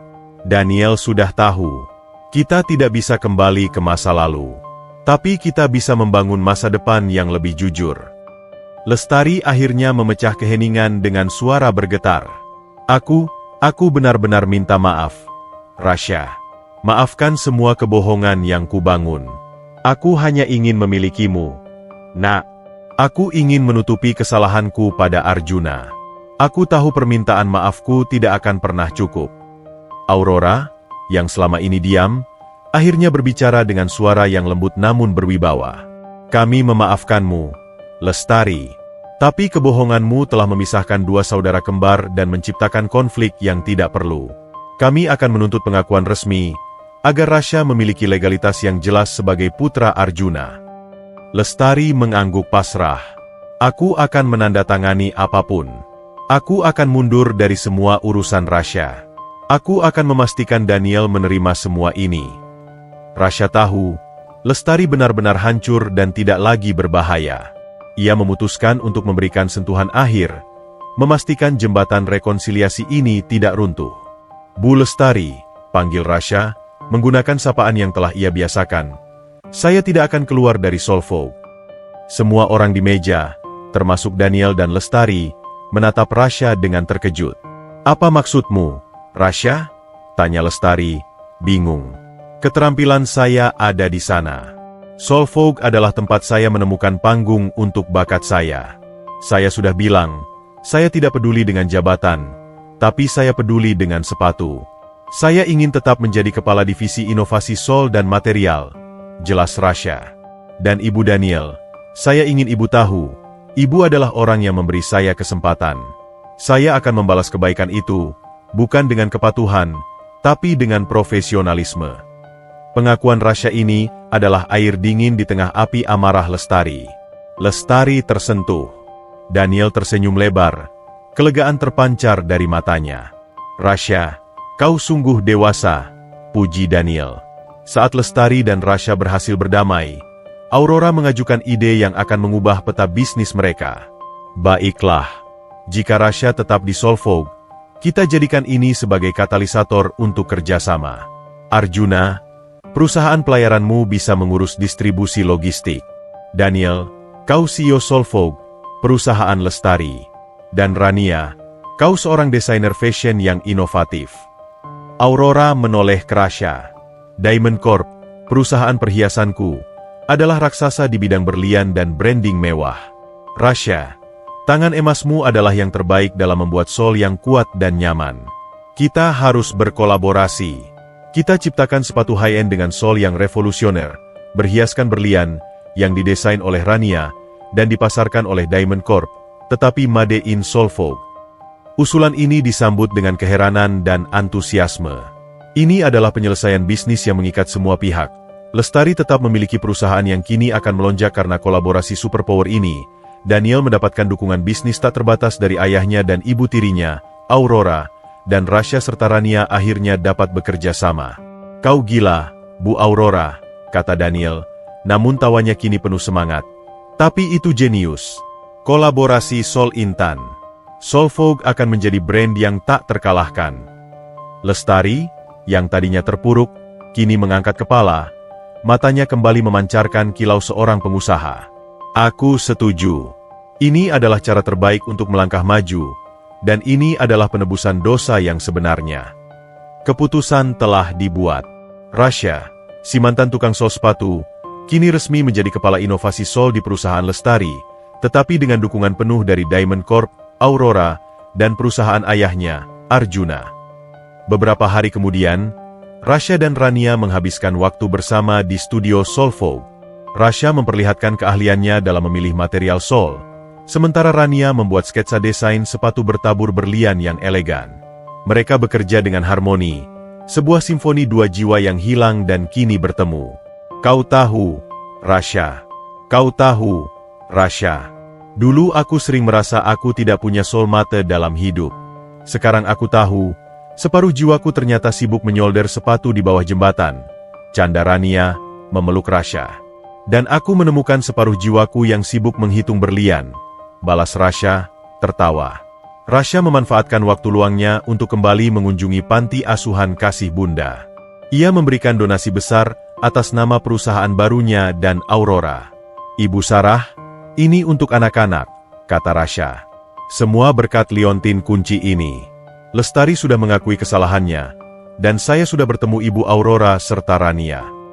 Ibu Sarah menatapnya dengan mata penuh syukur. Aku tahu, nak. Aku tahu takdir tidak pernah salah. Sekarang, tugasmu bukan lagi mencari, tapi membangun. Dengan dukungan keluarga barunya yang kaya dan berpengaruh, dan saudara kembarnya di sisinya, Rasya kini berdiri di ambang kesuksesan yang luar biasa. Ia adalah pembangun fondasi yang sesungguhnya, siap merancang langkah-langkah masa depan yang jujur dan bahagia bagi dirinya dan keluarganya. Konflik telah diselesaikan, dan kini, hanya ada harapan untuk sebuah akhir yang memuaskan. 1 tahun berlalu, dan perubahan di keluarga yang kompleks ini terasa dramatis sekaligus menenangkan. Kebenaran yang tadinya racun yang tersembunyi kini telah menjadi obat penyembuh. Lestari, meskipun kehilangan sebagian besar otoritas dan harga dirinya, menemukan ketenangan baru. Ia fokus pada pemulihan diri dan menjadi mentor bagi Daniel, yang kini semakin matang dalam memimpin Solvog. Rasya sepenuhnya tenggelam dalam perannya sebagai kepala inovasi sol. Ia merancang sol sepatu yang bukan hanya kuat dan nyaman, tetapi juga ramah lingkungan dan ergonomis, menjadikannya pahlawan tak terlihat di balik kemewahan Solvog. Keterampilan tangannya yang dulu hanya dihargai di trotoar kini dihargai jutaan dolar.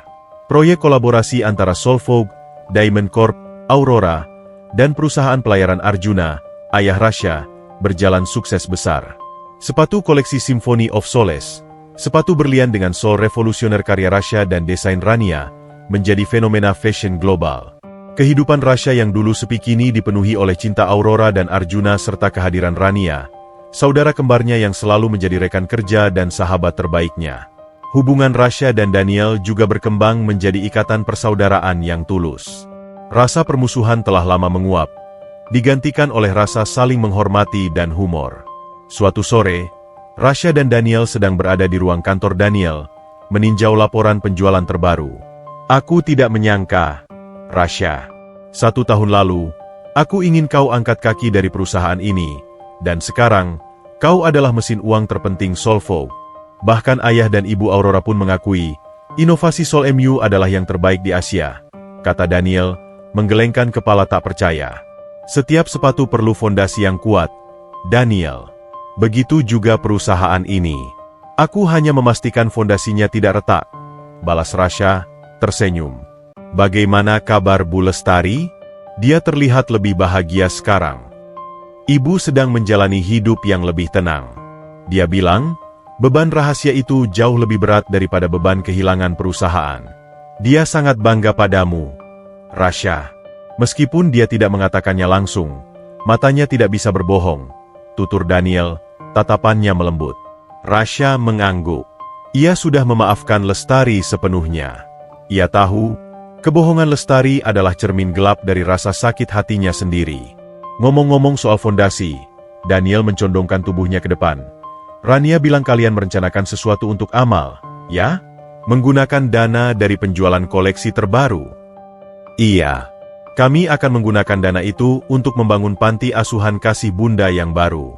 Aku ingin tempat itu menjadi panti asuhan terbaik di Jakarta, tempat yang bisa memberikan kesempatan pada anak-anak yang bernasib sepertiku. Jelas Rasha, matanya memancarkan tekad. Ia tidak pernah melupakan asal-usulnya. Seminggu kemudian, tibalah hari peluncuran koleksi sepatu kolaborasi terbaru. Acara itu sangat megah, dihadiri oleh tokoh-tokoh fashion dunia dan media.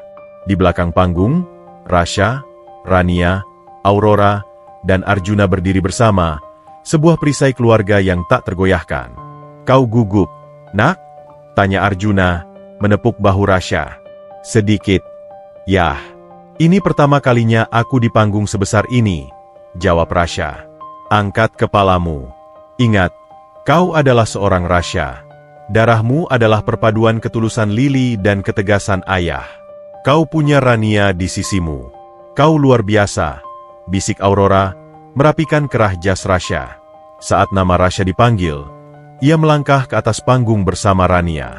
Sorot lampu yang terang menyambut mereka, dan tepuk tangan meriah membahana.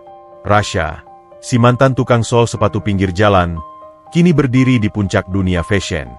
Rania berbicara lebih dulu, menjelaskan inspirasi di balik desain mereka.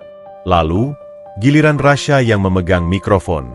Ia tidak berbicara tentang bahan baku atau tren. Ia berbicara dari hati. Dulu, saya hanya memperbaiki sol sepatu agar orang bisa melangkah lebih jauh. Saya hidup di bawah jembatan, dan satu-satunya harta yang saya miliki adalah liontin kunci ini, kata Rasha, menunjukkan liontin yang kini ia sematkan di saku jasnya. Liontin ini adalah setengah dari hati saya. Hari ini, saya bersyukur, liontin ini telah menyatu dengan kuncinya, membawa saya bertemu dengan keluarga yang utuh. Ayah, ibu Aurora, dan saudara kembar saya, Rania. Dan juga, membawa saya kepada kebenaran tentang Ibu Lestari, yang telah mengajarkan saya arti dari kesempatan kedua. Ia menatap Lestari, yang duduk di barisan depan bersama Daniel, matanya berkaca-kaca. Setiap langkah dalam hidup ini, harus didasari oleh kejujuran dan cinta. Saya bahagia, bukan karena kekayaan ini, tapi karena saya menemukan harta yang sesungguhnya, keluarga. Dan karena saya tahu, berkat sebuah sepatu usang, saya kini bisa membantu orang lain melangkah maju, lanjut Rasha. Ia mengakhiri pidatonya dengan mengumumkan pembangunan panti asuhan baru, yang disambut dengan standing ovation. Setelah acara selesai, Lestari menghampiri Rasha. Ia memegang tangan Rasha erat-erat. Terima kasih, nak. Terima kasih karena kau tidak meninggalkanku dan masih mau menyebut namaku di depan semua orang. Kita semua adalah keluarga, Bu Lestari. Dan keluarga harus saling memaafkan, jawab Rasya, tulus. Di sudut ruangan, Rasya melihat Ibu Sarah. Ia segera mendekati wanita yang telah menjadi ibunya selama 2 dekade itu. Ibu Sarah, ini adalah panggung saya.